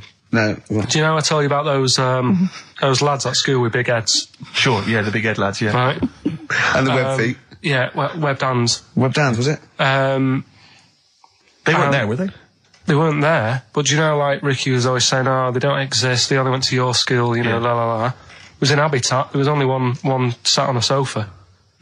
Not one of the lads, but one of the... big-headed lad. A big-headed lad. What? Is that like, when you say a big-headed lad, is he like Frank Sidebottom, big head? I mean, is it like... I don't know what it... This is why, you know, it'd be nice to... You think it's maybe a medical... Well, it'd be nice to, if there's a doctor listening, sure. Right? Yeah. A doctor listening to X-Ray, I'm thinking, I must phone up and fuel Carl's obsession with the deformed. Yeah. No, but it's not really deformed. But it how was just big is the head? Probably, you see, it's weird how it's always kids who I see with it, so I'm wondering whether they have a grow into the full-size head, and then when they get older, it works out all right. Like jumpers. My mum used to get me jumpers a size too big, so it'd last a year. So I'm just wondering if it's the same. So how old are these generally? Are they not like adults? They're like kids. Well, when I was at school there, I was probably about 7, and this kid on And do they have to wear Sunday, any kind of apparatus to sort of keep their head from kind of, you know, not tipping them over or sort of staying like upright? I mean, I'm just worried that the head's kind of too heavy for their body or something in there. No, it's not that big. Right. It's just not right. You kind of go, you sort of do a bit of a double take. Yeah. Like the fringe isn't sort of you know, just above their eyes. It's quite high up. Sure. That sickens you, obviously. And is it something that repulses you slightly? Do you get No, that'd be cruel. No, sure. But, But, you know. but it's not cool to discuss it on the radio. Well, it happens, doesn't it? Sure. You know what I mean? Yeah. So, and I'd just like to know what it is. If it's like a water on the head type thing. Water on the head type thing. Like water on the knee. Yeah. But on the Water head. on the head. But, if anyone knows what it is. Yeah. People with big heads. Yeah, it'd be, And it's, okay. it'd be good. Good information. So what time are we doing? You sure it wasn't perspective? You sure he wasn't sort of leaning forward and he was really tall? So the top of the head looked quite big, but then it went to a little body, but really his body was a lot further away. No, big head. Yeah. Just a big head. Rest of his body, fine. Face, okay, everything's normal. You weren't looking at him in a kettle. If you wore a hat, it'd be alright, but... What do you mean if you wore a hat, he'd be alright? You'd probably just think, oh, it's a big hat or something. Yeah, well, what sort of hat? So you don't wear like a 10-gallon hat? Yeah, that would go down onto his shoulders with two eyes cut in it. Yeah, like something from the Ant Hill mob. Yeah, Michael Bentine's potty time. Yeah. How would a hat help him? Yeah. Are you sure this wasn't a Diddy man? I'm not being mean, I just want to know what it is. No. Okay. Right. Well, if you are a doctor listening and you want to use your kind of free Saturday... Not the doctor who phoned the bloke in America and said, where do I get blood from? Sure. Not that doctor, because I assume he's been struck off now. Sure, give us a call and sort out the whole big head conundrum. What's the number? 08700 800 1234. That's also the number to call if you have Bruce Springsteen tickets available. I will pay up to £47. Don't do it. Go yourself. Don't give them to Steve for cost price. Make a little profit. Oh, come on, don't Rick, take the seriously, don't mickey. worry me. You know what I feel. You've already ruined the bad thing. Don't ruin some more of my dreams. But I'll tell you what, if you do get Steve a ticket, he'll be so grateful that he will spend a bit of money on you, I imagine. so. You'll buy tickets and, give them something pretty special because you're earning now and, Yeah. So let me discuss that with them, Rick. I mean, let's not make any promises. Well, what was that thing you told me the other day as well? I'm talking about it. People have been phoning up about this. I don't think we should talk about conditions of the mind and brain. Well, that woman's put you right. Yeah, shown us it's hydrocephalus. It could be, and all it is that it's totally curable and normal life. What they do is it's a baby born with sort of water on the brain, and it comes out. Must hurt a bit in childbirth, and then they just drain it off. It's just full of water. I tell you what. What? It's just reminded me of weird stuff going on in the But world. it wasn't a baby, was it? Maybe it was a baby. Maybe it was a baby, but it had water on it, everything. Well, listen, right, this was a kid with a big head, as far as I'm concerned. He wasn't a baby. But we know what he's got, everything's sorted. But all the things, right, that are weird in the world, Yeah, do you know, go on, you're Carl. always like, you're going on about, there's no ghosts and stuff. Yeah. Right? How do you answer this one? Yeah. Someone here who I work with, Yeah. right, I'm not going to say the house, it doesn't matter, but they were eating space cake, right? What do you mean by that, Carl? Explain. What's a space cake? For people who... It's some sort of druggy cake, isn't it? Yeah. Right? A dope brownie or whatever, yeah. Right. So something with cannabis in it, is that what you're saying? I think it's something stronger than that, isn't it? I don't know. But anyway, he was having this space cake, and... You better give me the name now, Carl, because I've got to report him. No, listen. It's only... No. It really doesn't matter. No. Is he Sturgis? Was it Claire Sturgis? Yeah, She let's say wouldn't it bother. is. She's gone on the hardest. She doesn't Sure, bother with yeah, those. she's just Doesn't do anything to her Straight now. to the vein, yeah. So listen, right? So he's at a party, right, Yeah. with his mates, and they're listening to the Star Sailor album, right? Right. And he's sat there, and he's had some of this cake, Right. and he's listening to the album, and his mate sat across the way talking to someone else, right? That's weird. The album's on, and he thinks to himself, this track's going on a bit. Yeah. And his mate across the way, who's talking to someone else, Heard him say it, and he goes, Yeah. yeah, isn't it? Yeah. So he goes, oh. Right. And he goes, See, usually at this point, I say this bloke taken drugs, but you started the story Yeah. with this bloke no. had done some But drugs. since, Right, Rick? No, if he was here now, Yeah. right, he would say, yeah, I know it sounds mental, Yeah. but it happened. And Yeah. it wasn't just a one question. It wasn't just like, oh, this track's a bit long, innit? Yeah, it is. He had a It whole was conversation. A whole conversation Sure. with the guy. And Yeah. Sorry, I just want to clarify. You mean he had the whole conversation telepathically? Yeah. Right. He didn't just shout across the And room. they've recently met up and, like, they've sat there and tried to, like, work out what happened. And it's never Without, happened presumably they again. don't have to talk at all anymore. Yeah. Why did they meet up? Couldn't they have just stay like in their own homes? Just stay at home. Do they have to have that cake before they Yeah, before they start have having to a chat. conversation? Hold on, wait a minute, lads. Why are we using our lips? Yeah. This is using way too many. Oh, take them. There you go. My only question with that is, being skeptics like Ricky and I, whenever we hear a story like that about the paranormal, the first thing we always look for is maybe some other explanation. Yeah. Maybe one vague idea. Lying. Could be lying. Chinese whisper. As I think you pointed out, there are drugs. It's often Drugs. an issue as well. Madness. Yeah. Fear. Delusion. Sleep. Yeah. You know, there are so many things you go through. I'm going to go with the drugs before your dead grandmother Exactly. pops into the equation. I'm for going to me. go with the acid. Right, tell the other story that you totally believe this as a true story, don't you? The fella with the being killed. Right, do you know how the other week we were talking about some fella who had his head cut off? And he said, when my head goes into the basket, I'm going to blink a lot, see how many times I can blink. But if you remember, when Carl first told me that, it was, I think it was Simon or Nick that pointed out. He goes, no, that's not quite right, Carl.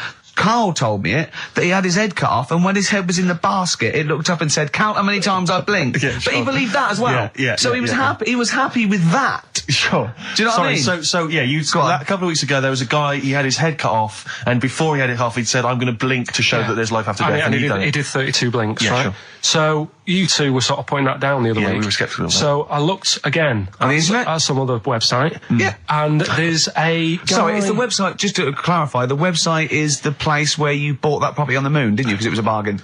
Right. So, this guy... Fingers humped.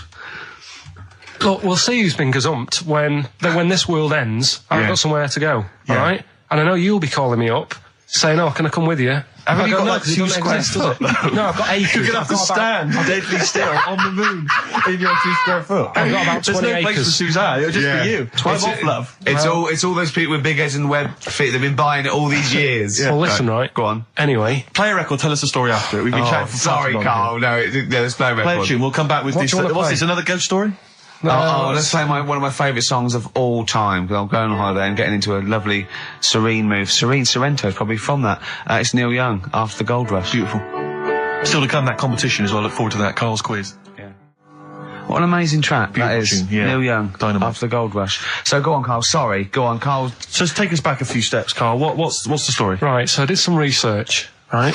Let's just recap again. There was a guy you read about who had his head chopped off. He was guillotined. Yeah. He had said to the people around him, Count my I am going blinks. to blink once I've had my head cut off to So show the brain that life, can still... or the brain Yeah. can continue to work after Yeah. death. Okay, so yeah, we queried that. So you weren't having any of it? Well, no, possibly for a few seconds till the oxygen stops being fed to the cells because the blood has drained away. But, you know, nothing spectacular. So Right, go on. well, along the similar sort of lines, right? This is quite a few years ago. This fella sort of upset the royal family doing something, right? So they said that this isn't good. Wasn't Ben Outman at that Jubilee thing, was it? I can't remember what it was, and they said, right, That was terrible. we're gonna cut your head off. You know, you gotta show people that you can't be doing what you've been doing. What was this, the 1970s? What you said a couple of years ago, you mean maybe sort of... Was it the olden days when the Ages phones ago. weren't very good? Ages ago. Yeah. Ages ago, sure. So yeah, fair enough. Yeah. So Very philosophical.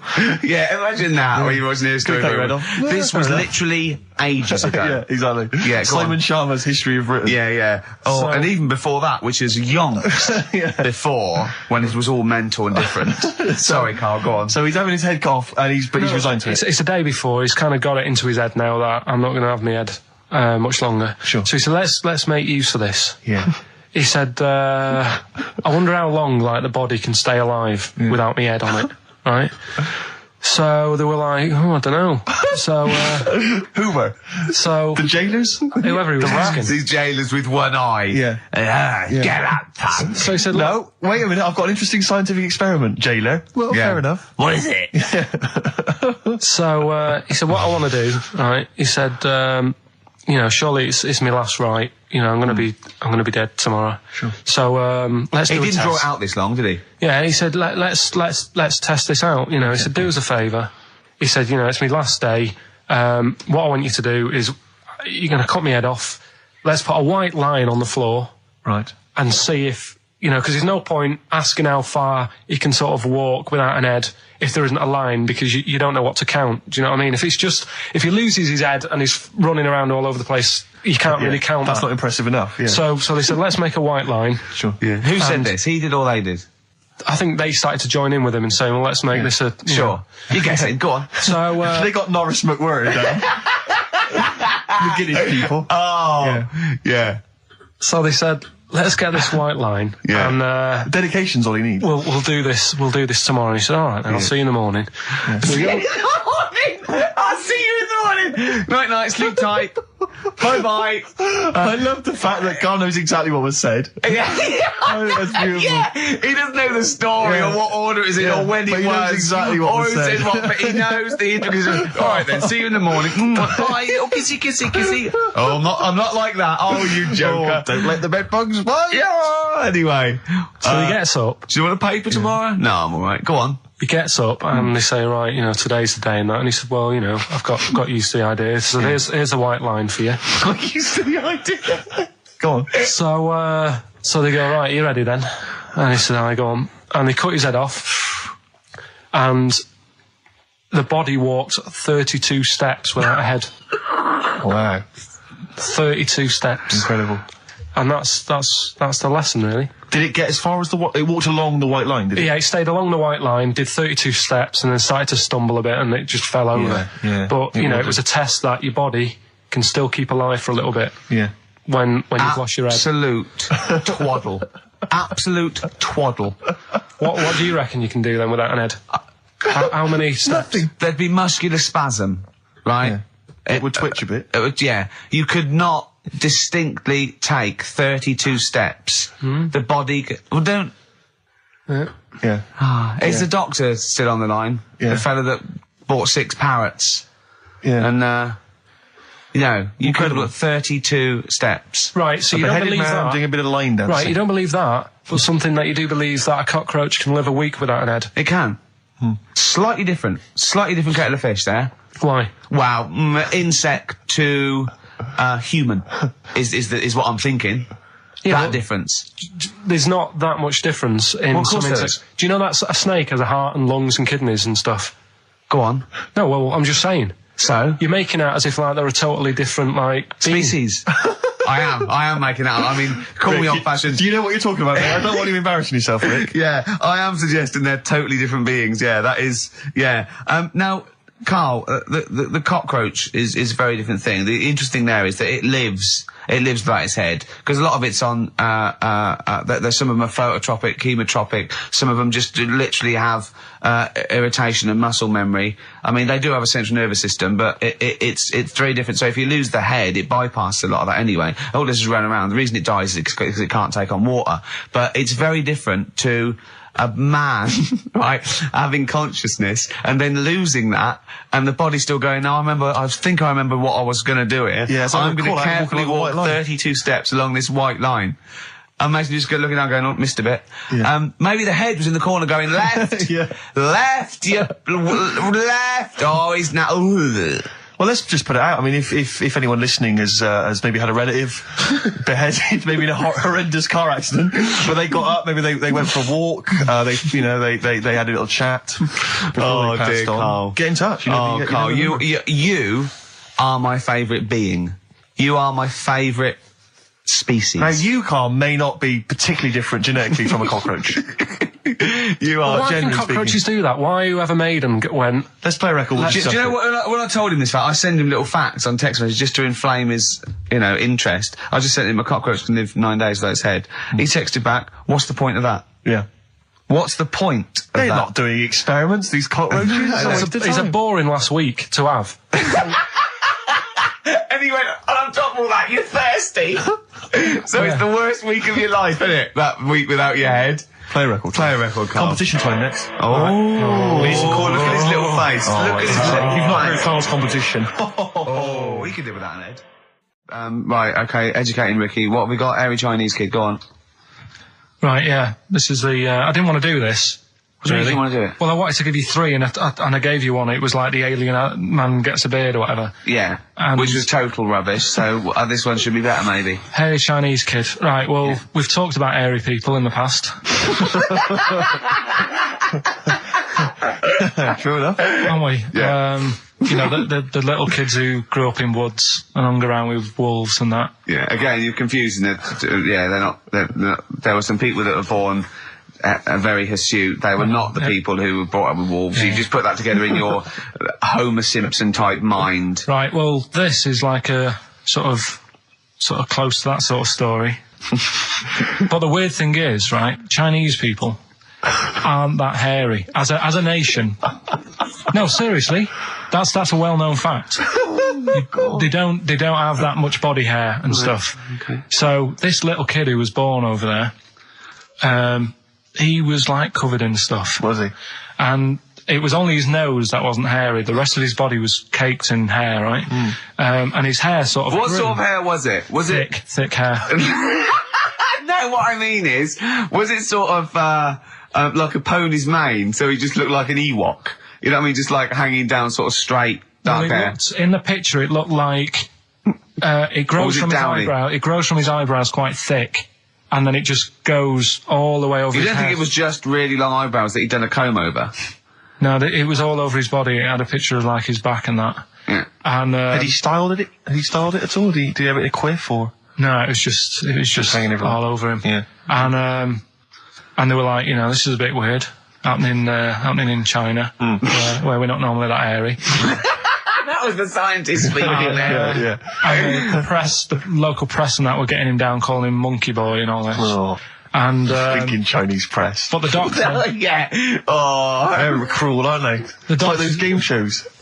That's Japanese, isn't it? Yeah. That's cool. Yeah. and the doctor said, I was talking through all that time while we were just like talking to each other then. Because I turned round and I still saw he was talking. Go So on. anyway, the local press came in to see the hairy boy, the monkey yeah, boy. and they were like being tight, taking the mickey out of him. And the doctor said, Showing him nuts. he's only hairy. Said, he's a healthy young kid. The only faults he's got is he's got a little bit of eczema and a boil. And he said everybody should just treat him the same. And I think he grew up a healthy kid. Yeah, so that's the. That's the end of the story. That's not a story. Why? But I've got nothing. I don't know what to say to that. So someone in China was born slightly hairier than the rest, and he was normal apart from eczema and a boil. That to me isn't a story. But if it is, I've got a million. I mean, it's sort of like bloke from Manchester went a bit bolder than the rest, got a job on radio. He was normal. I mean, that's not a story, is it? So that's educating Ricky. Will we Brilliant. do that next week? That is brilliant. No, I think that was good. I did. I mean, I enjoyed that. I learned something from that. I mean, I want to get. I mean, this is all from one book, is it? Yeah. That's an interesting book. With the, I don't want to dwell on it, but with the hairy Chinese kid, what did they say about that? What was the, I mean, was it once there was born a kid who was slightly more hairy than everyone else? But yeah, it's all right. He only had a boil. Oh, how did they word it? How did this capture your imagination? There was a picture. It was a picture that grabbed me first of all, Sure. and it was like, God, what's up with him? And that's when I read it. Did you see the boil and the eczema or just the hair? No, you see, because his face is like, just under his eyes is sort of nice and smooth, and his nose is sticking out, and that's not hairy. But the rest of him, it looked like he had the sort of a balaclava on or something. And then I read on, and it's like, this is a hairy kid in China. Yeah. Yeah. So. Yeah. Okay, good. Anything else in there? Because, I mean, I like that. No, we'll do more of that next week. How is that alongside, hanging bacon, alien abduction, a hairy Chinese kid, and a little interesting fact about the derivation of a phrase? What do you mean? He didn't understand a word of that. I knew the word derivation was going to cause problems. I thought derivation shouldn't have come out. I wasn't disputing. He's all smug because he's had a phone call. That was Beck, lost cause. Go on, tell him why you're all smug. Because Adrian just called up. Yeah. After hearing the story about the Chinese kid. Yeah. And he said, yeah, that's true. He said that there was a TV programme on it. Yeah. He had a chromosome defect. Yeah. And it made him hairy. And his mum and dad used to have to shave him. That wasn't in the book. But thinking about it, that's not a good move anyway, is it? Because they say that for women, if you get a few hairs on your top lip, don't shave it because it'll grow back thicker and faster. So they should just let him. They should have just said, well, let's see how bad it gets. But if they went in there straight away if he came out as a baby and a little bit hairy, they should have left it for a little bit. But Adrian called up and said, yeah, he was hairy, he was all but right. we weren't disputing there was a Chinese kid born slightly hairier than the rest. We were disputing the fact that you didn't actually tell us a story. You just told us a And what we are selection of disputing facts. is that man was abducted by aliens for 3 days and grew a beard. Yeah. That's definitely not true. No. We don't know about chewing the fat, but it sounds quite viable. Yeah. You see, the difference is between me and Steve and you is that what we believe isn't random. Well, anyway, listen, a good friend of ours, Ross Noble, he gave me this picture, Carl, which he's got from a magazine. He loves you. He And I have thinks to say, I think this... I just looked at it then. Obviously, it's not going to mean much to the listener. Oh, this is but it is currently available. I think it's in the current edition of Bizarre magazine, so you might want to buy that. It's not horrible, though, is it? There's a certain grotesqueness about it. Oh, But it's a deformed person, isn't it? Well, to a degree, but I think what it's going to do for Carl is give him, I think for you and I, Rick, we're going to see his face. Light up. Brighten up, like opening a wonderful Christmas gift. Oh, you know what? I think I've seen this. Is this the one with the kid with the big head? I'll be honest with you, Carl, it is. Have you seen it already? Yeah. Let me just show it to you again so you can It's like I haven't seen it. It's like... yeah. We shouldn't be laughing at that. No, but that is like the kid who I went to school with. That is the same. That can't be the So same. do you recognise him? Seriously, that is the same thing he had. I mean, I have to say, it does I'm look not like sure. it's been computer generated. It's so odd. Yeah. But look at the child's face. I Look know. at his Well, reaction. Don't take another photo of me. I'm not sure this is right. It's not right. It's not right. But I was hoping that would give you, Carl, just a little glimpse of. We've had a the request wonder. as well on the best bits. So someone wants to hear you talking about your mates with the big heads. I don't believe it, because every time we go there, we get some sort of complaint about something. About Just what? Believe it. Well, that for some reason that always goes from the story with my dad going to Blackpool for taking those kids there. And what kids? And, leave it. No, what? No, I don't know. There's people who don't know what you're talking I'll about. tell you when we put a song on. No, well, I know what it is, Well, but you if you can't just wanna say know, that. well, Is it email in. Is it when your dad put a kid in the wheelie bin because he Yeah. was getting out of hand? Yeah. So we're going to be We can't go through it again. Rick. It's too controversial. And it's in one of her magazines, and there's this article, right, about these identical twins, brothers, right, and one of them meets this girl, right, and it turns out she's got an identical, I've heard this. This is true. Right. They get married. She's got an identical sister. right, so they both go out. So two identical twins, male, going out with two identical twin sisters. Yeah. So I was looking at it going, oh, that's weird, because you see them, like, they're always wearing the same cardigans and that, and that's like... But then, That's all but right. if you're an identical twin, then you probably would fancy the same sort of person, wouldn't you? But then I was asking, she was going, it's getting near the, the plot, the murderer. If they had a kid, would they look the same? Yeah.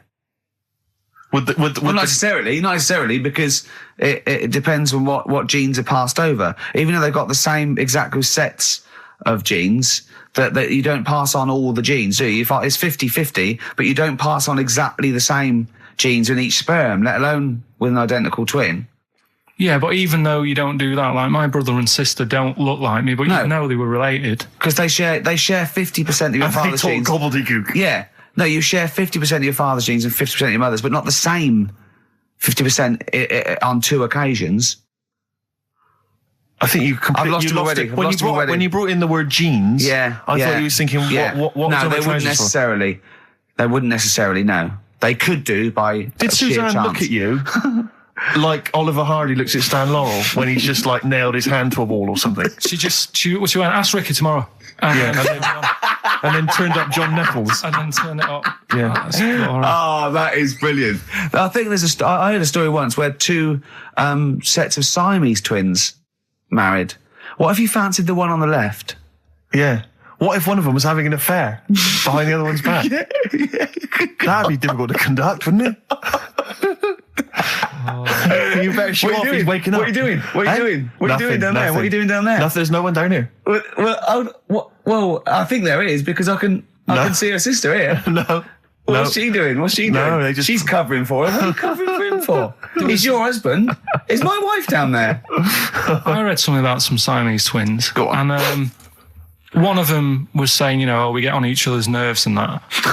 The other one was going, we don't. I didn't know this. I've never liked you. I've never liked you. One of them was going, oh, you know, I hate doing the washing up, but I'll let her do it. And the person doing the interview said, well, why don't you help out? Just dry up and get the job done quicker. And she was like, no, I can't stand it. I prefer just to hang around there and wait for the other girl to do the washing up on her own rather than help and get the job done. Sure. Just selfish. Well, there was one set of Siamese twins. One had a job and the other one didn't. That's ludicrous. Yeah. The other one was unemployed. The other one had a job. She had to go to work. She had to get up at 6 o'clock on her day I'm off. supporting you, literally. Yeah. Then they get done off the social for sort of... Yeah, because the other one was signing on. Are you living together? We're not. Like, that got a load of attention in the press, but the Trisha programme got nothing. Okay. Which, I know, like, well, Steve called me up in the week, right? Like 10 o'clock in the morning, I was at work, and he goes, She thinks so at 10 o'clock. She Preparing this show. Most people go to work about 8, 9. You're watching Trisha and that. I said, no, what is it? He goes, oh, you'll be loving it, right? Freaks. Was it, Help Me, My Mum's a Freak? Siamese twins. Right. So I couldn't watch it, but he said, oh, it might be on again, because they repeat stuff on ITV2. Right. So I had my dinner late, right? Instead of having it at like 1 o'clock like I normally do, Yeah. I had it at like 2:30. Yeah. Sat in the office, put the telly on, ITV2. These Siamese twins. Did it blow your mind? It was amazing. You know, we talk about a lot of things on the show quite a lot. The Airy Kids crop up a lot. I was waiting. It's been 10 minutes and you haven't mentioned the Airy Kid. Right, and last week we were talking about Siamese twins, weren't we? So it was weird that this programme was on, but it was amazing. I mean, what I think you can't refer to them as Siamese twins. I think they're known as conjoined twins. Why? I think Siamese is maybe considered derogatory or as an old antiquated phrase. Yeah, I think it's because the first famous ones were actually from Siam. Right. And that doesn't exist anymore. No, it's conjoined, Carl. Yeah. Get the phrase right. But you think that if that's happened to you, that wouldn't be that sort of offensive. The names that you must get called. Right. You think that's the least of your Siamese worries? twins, I'd say, well, that's, yeah. Now, were you stunned by where they were connected? Just live with it, we'd say. Because they were connected, of course, at the forehead. Oh, Sort of, which was quite extraordinary. God. What if one had bad breath? That wasn't a question that Trisha asked. Annoyingly, because I know that much of the audience was thinking that. There's a few things that didn't crop up. What questions would you have asked of them? Because what things did you feel weren't mentioned? I'd love to just watch Carl watching amazing things. Exactly. Do you know what I mean? It's like early learning thing. Mouth slightly open. Yeah, some mouth slight open, saliva. dribble, looking round to see if anyone else has seen it. You know, that, like when a cat sees a bird land on the balcony. Exactly. It can't believe it's luck. I'd probably say, how do you buy her like a birthday present? A surprise gift, yeah. Because everything's ruined. Sure. Right? I'd probably ask... Yeah. Well, did you not think it was interesting that one of them had a boyfriend? Well, that was a bit weird, wasn't it? Uh-huh. But what was the other thing that I was thinking when I was watching it? Was thinking if one got into crime and that was sent to prison... Right. What would happen? How would you handle that? It's brilliant. It is brilliant. If a chimp could talk. And what was the other one? The other thing was, what did he talk about? Because it's not as if you can say, oh, guess what I did today? Do you know what I mean? Yeah.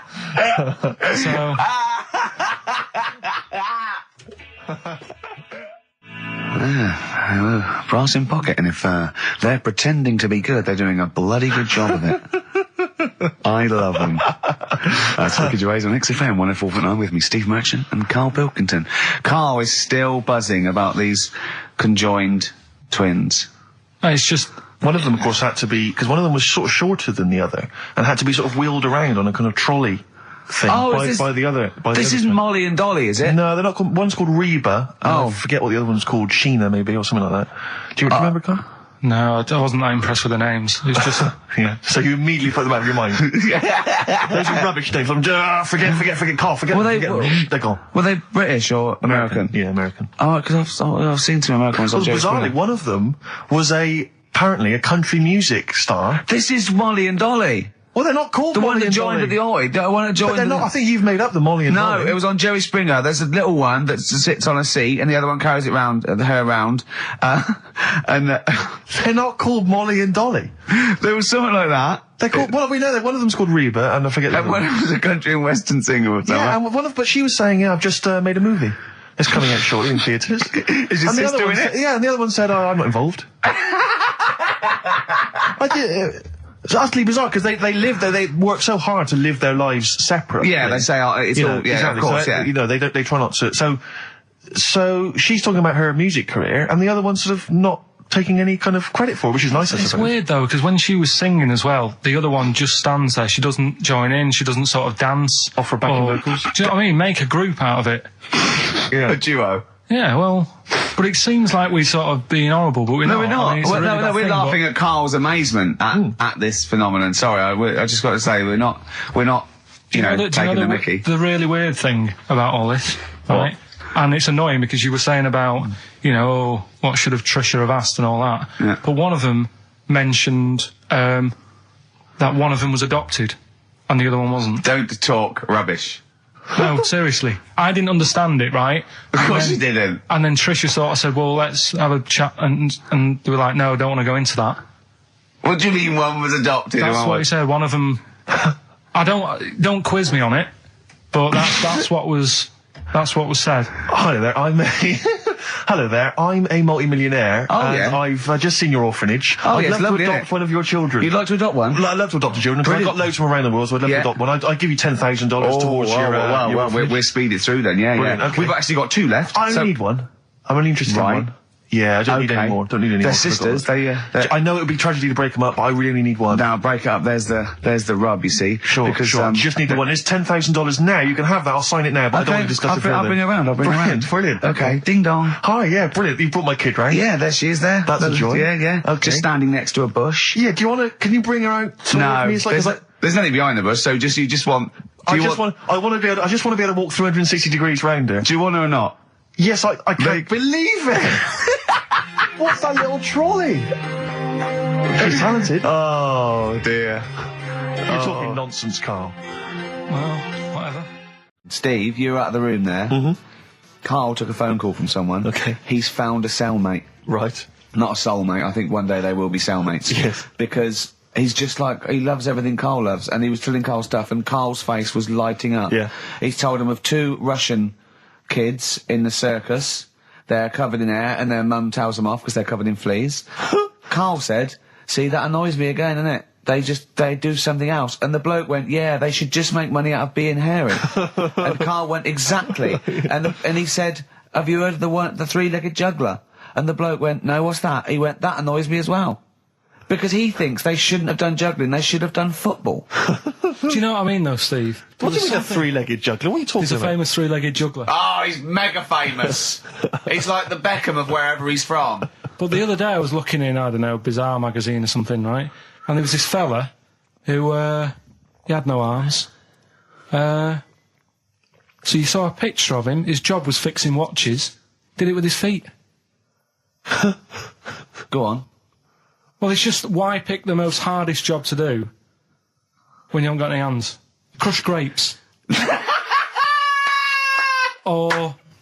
Do you know what I mean? That annoys me. Oh, crush grapes. Imagine him being told that, and that he comes into the careers advisory where they go, now, what do you want to do, Hargreaves? Make watches? Right, take a look at your arms. Crush grapes, mate. Sorry? You're a grape crusher. Next.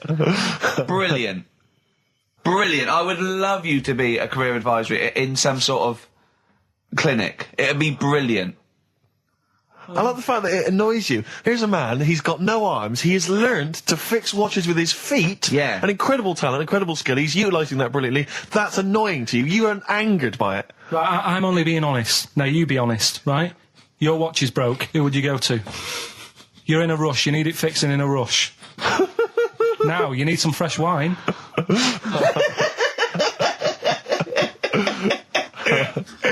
Be honest. Oh, you're amazing. But what's this thing that you've been talking about, this video? Freaks, right. It was a thing that was banned for like 50 years. I think it's been taken off again, but I don't know why, if it's just been deleted, right? It's a quest. If anyone out there has got a copy of Freaks on DVD or VHS, can Karl borrow it, please? I mean, I almost want to set up a camera to see him watching it. It's absolutely real. They used people in the circus of the time. I think it's the 20s or 30s of the Depression. And there's people, there's coneheads, there's a bearded lady, all genuine. There's a bloke they call the human slug who's got no arms and no legs, Karl. And he's just there, and he rolls a cigarette and lights it with his mouth. I think I've seen his brother, who isn't called the human slug, is called the pillow. Right. How does he make a living? He, Does anyone want to meet Karl for money? Do you know what I mean? Like that, the annoying thing was, right, there was a picture of him. I was going to put it on I think I've seen his brother. on our website, we put things up like this, right? If you go to ricky.gervais at xfn.co.uk / What? You put things like that on my website? It's nothing to do with me. I want people to know that website is not kept or looked at by me. So, what have you put on there? There's a fella on there who's known as the pillow. And he's, you see, I get a bit worried with things like this, because we're not sort of having a go or anything. It's just things that Fascinate me. you. Yeah. And, yeah, it's a guy, it might be the same sort of thing. What's your one I called? bet you used to stare at people with goiters, didn't you, when you were little? In Tesco's. Well, just go to xfm.co.uk / Ricky, it is. What's the worst thing you've ever seen on, like, a human face? You know what it is, and What I is don't it? want to talk about it. I can't remember. Have No. you told me? Yeah. What is it? But go, It's not go the to, elephant lady Go that used to to- the, yeah. Is it the elephant lady? You talked about that, I know. Yeah, I don't want to talk about it again. Go to the website and see the human pillow. Why is he a human pillow? That's what annoyed me. I thought he was more of a draft excluder. Oh, that breaks all kinds of rules. Buzzcocks, harmony in the head. Now, things are flying here at XFM. People have called in. There is a video of Freaks on the way. Karl's going to see that within the week. That's exciting. That is exciting for me. Do you know what I mean? About our education of Karl. We started off trying to teach him about science and history, and now we just find out he likes pictures of hairy Chinese kids and Who women. doesn't? Who doesn't? No, true. You've got a theory about pictures of freaks, haven't you? You see, you always bring things up that I don't want to talk about, because I'm really worried that people, if you've just tuned in for the first time, it's the first time you hear it, and we're talking about hairy Chinese kids. Yeah. Talking about the human worm. Karl, listen. People don't think that you're taking the piss out of those people. They lump you in with them. Do you know what I mean? They think that you're a freak of nature. So you can say anything you want. Do you know what I mean? Because it's honest, it's from the heart, it's genuine. So don't worry about that. Yeah, but Suzanne was saying last night that I've got a heart of stone, or whatever it is. Why? Because I wasn't crying at Comic Relief. And all I always used to say to her, get out, Elephant Man. Let me watch that for 30 minutes. I'll be crying my heart out. Why? Why do you care about that but not... Because it's that is more real, isn't it, right? Think of John Merrick. Sorry. What, the film starring John Hurt is more real than footage of starving people in Africa? No, but what I'm saying is, think about... See, this is why I didn't want to bring it up, because people are going to just say... Well, you're allowed to cry at what you like. People can't have you for not but crying at someone and crying at someone else. Imagine that, like, if you've seen the film, you know, his head's all, you know, messed up and that. Yeah. He's getting picked on all the time. Yeah. By It's Michael just- Elphick, I remember. Yeah. It's just really, really sad. Whereas, you know, we're trying to help But out you give him a bun people. and he forgets it. Do you know what I mean, though? He never forgets, Rick.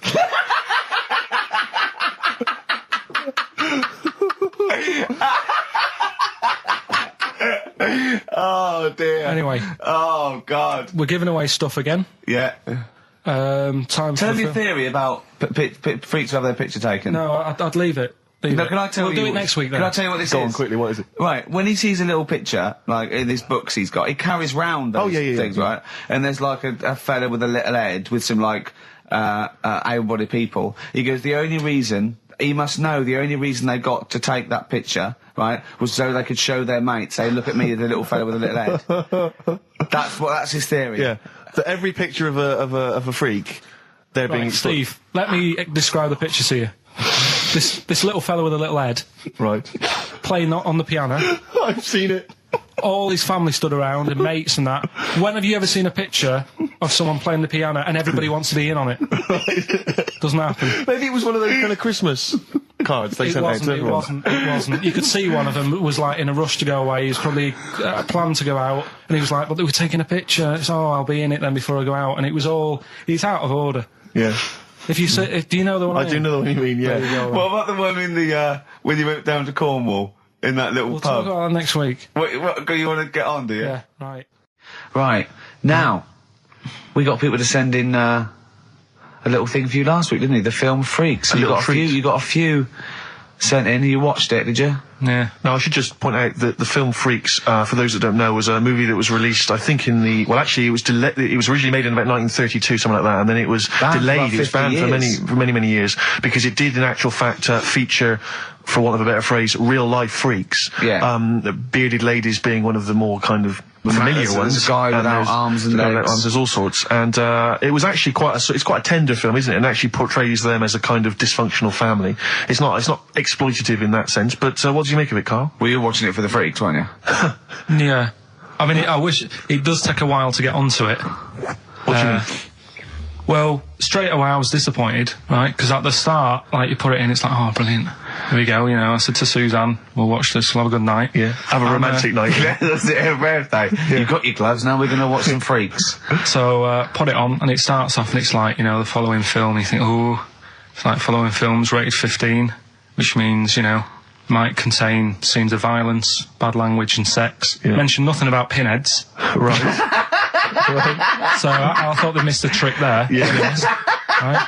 So I thought, well, let's go and watch it. And what exactly is a pinhead? Oh, if you've seen it, you'd know. Okay. Right, so not the best thing in it either. So imagine that. Okay, so you're watching it. So sat there, I think, right, something comes on, and the little fella's on there, the little fella we were talking about, the Pillow Man. Right. Is it the best thing in it? Now, what's the Pillow Man again? He's a fella who years ago, he's got no arms and legs. Right. He's just a torso. Just rolls, yeah. And there's a scene where you see him sort of rolling a cigarette up, just using his mouth, and it's like he lights it and stuff. And that's weird. And then what else is on it? So it can stand your growth. And then there's a little fella on it who is fed up because he looks 5, but he's actually 34. Right. But there's a woman who is 42 and looked 8. So they both had the opposite thing. They were both really fed up. And I kind of thought that shows that, you always want what someone else has got. Sure. Do you know what I mean? Yeah. So in a way, there's a story there in that. No, you described the same there. No, it was like... No, they both, you just said, they both looked young, but they are actually both older.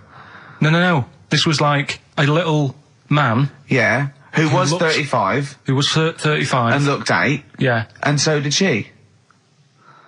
No, well, the other way around then. What? So she was an 8-year-old that looked 35? Yeah. So, maybe not then. Anyway. No. But that wasn't that weird. I kind of thought it's a slow start on that. Yeah. And then... It's not a difficult film to follow. No.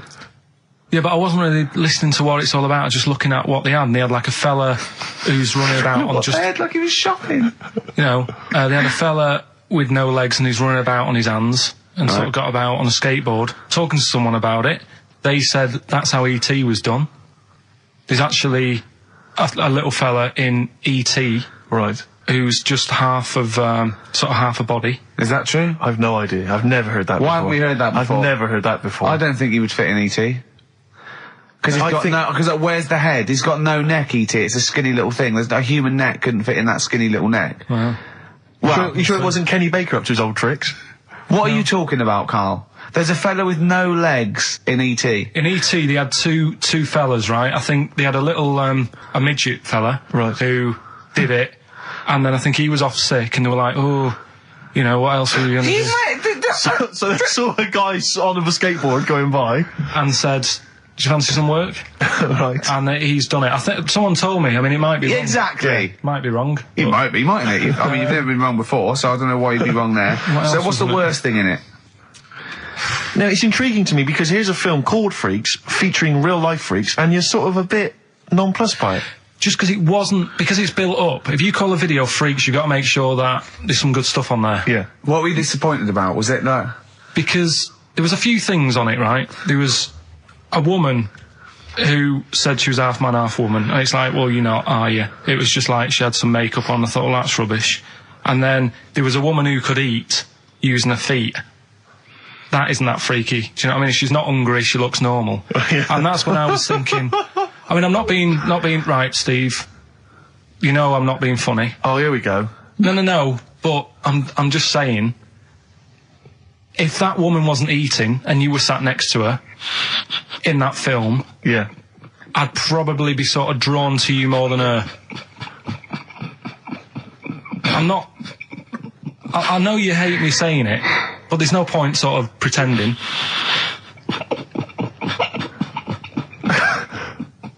Do you know what I mean? Oi, Muttley, what are you sniggering about? That face. Well, you mean there were things in it that were less... What are you saying? I'm just saying... Play a record. Seriously, I'll slap you. I'm going to slap you live on air. Yeah, but you always get... Right, I'm slapping you live on air, I swear to God. Alright, play a song then. He's playing the song. I'll play the song. Keep the fader up. No. Keep the fader up. Bruce Springsteen, Atlantic City from the album Nebraska. So melancholy, that one. I love that one. Wow. So Freaks then. All in all, not as amazing as you first hoped. It was built up too much. Do you know what I mean? Really? It's like Is that films. is that my fault for getting you excited? I just can't believe it. I hand you this thing on a plate. So I know, but- you know. And I'm not being out of order, Steve. I'm just being honest. We've always said that about this show. We only talk about stuff, you know. Yeah. That you know, being honest and that. Yeah, no, sure. And I've always said the first time I saw you. Sure, no, you've always been honest, You know and I've what I always mean? been honest with you. I've always said that, you know, you've got the intelligence and insight of a gnat. Yeah, but if I keep quiet, people don't know that. Sure. All right, Incredibly they do, Carl, because you look stupid as well. Well, you know. Yeah. No, but Carl was being nice then. You don't. I'm just saying, you're a good bloke, and now I've got to know you. Sure. Yeah. Yeah. The first time was weird when I saw you. Yeah. No, leave it. Don't just try to interrupt. Just let it go. No, right. I'm just saying the Okay. first time it was weird and that, and then weeks go by. Sure. Okay. And the weird thing is, I kind of thought maybe he's not that odd looking. Yeah. And then you went to LA for 3 weeks. Sure. And when you came back, it was like the first time again. Right. Yeah, Okay. yeah. No, I'm just. Okay. Wait. No. Stop it now. Yeah. Right, everyone, stop it now. No, but I just think I'm a little bit more consistent because I've always thought you were an idiot. I don't want this. Don't argue. He was just okay. No, I just, you know, you know what I mean? My opinion has never changed. I've always thought you're an idiot. No. It's that's just been all through nice. Let's look. Peace. Shut not up, war. fatso. Peace, not war. He's just such a stirrer, isn't he? No, He loves it. I don't think I didn't see you whispering behind the microphone about what to say to Look what Carl. I've just drawn, Carl, subconsciously. Yeah. Let's see. I drew a picture of him. It's not going to be on the website. It's not been on the website. No, it's going to be. I drew a little cartoon of him. No, not yours. I drew one of Carl. Right, okay. What were we talking about? That was a... So yeah, no, the touchy Freaks thing moment. is over and done with. It was all right if you want to get it out on video. Sure. You know, it's probably worth a look. There's a couple of things on there that get you thinking more. You know, it's like how their life is and stuff. Do you know what I mean? How it's affected, and like the little pillow man, or the fella who's got half of his body missing. Yeah. You know, it's stuff like that you think, oh. But what's the one that was disappointing? You said it was a half man, half woman. Yeah, I don't quite understand that one. Do you mean hermaphrodite or half? I can't remember it. Do you mean it was one sort of like it had bits of both? It was just like half a face done in makeup and long hair, then on the other side it had it shaved. I love the idea that you go to this circus and there's people in there that have been sort of persecuted all their life, and they think, well, maybe I can make some money, and then you boo them because they're not freakish enough. I love the idea. They go, boo, you're not freakish enough, boo. Oh, you've got bits of legs, boo. You know what I mean? Yeah. But there was, I mean, talking about that, you see, why did they join the circus and that? Because there are things they can do. I was telling you in the week that I was reading something on some news website about some sort of Olympic-style games where they're going to see, like, disabled people against able-bodied. Right.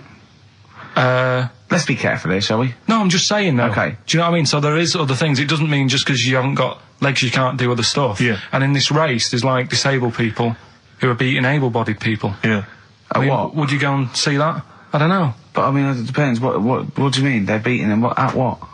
He didn't state what the little races were and that. Little races. He can't help himself, can he? No, little races. Oh, look, there's the disabled with their little races. Yeah, they're having another little race. Oh, dear. Would you go? Would you go and watch that? Do you remember when Jimmy thought that Paralympics stood for Paraplegic Olympics? The Paralympics? Yeah, it means Parallel Olympics. Yeah. He thought it meant Paraplegic Olympics. That would be a good site, wouldn't it? Mainly blow football.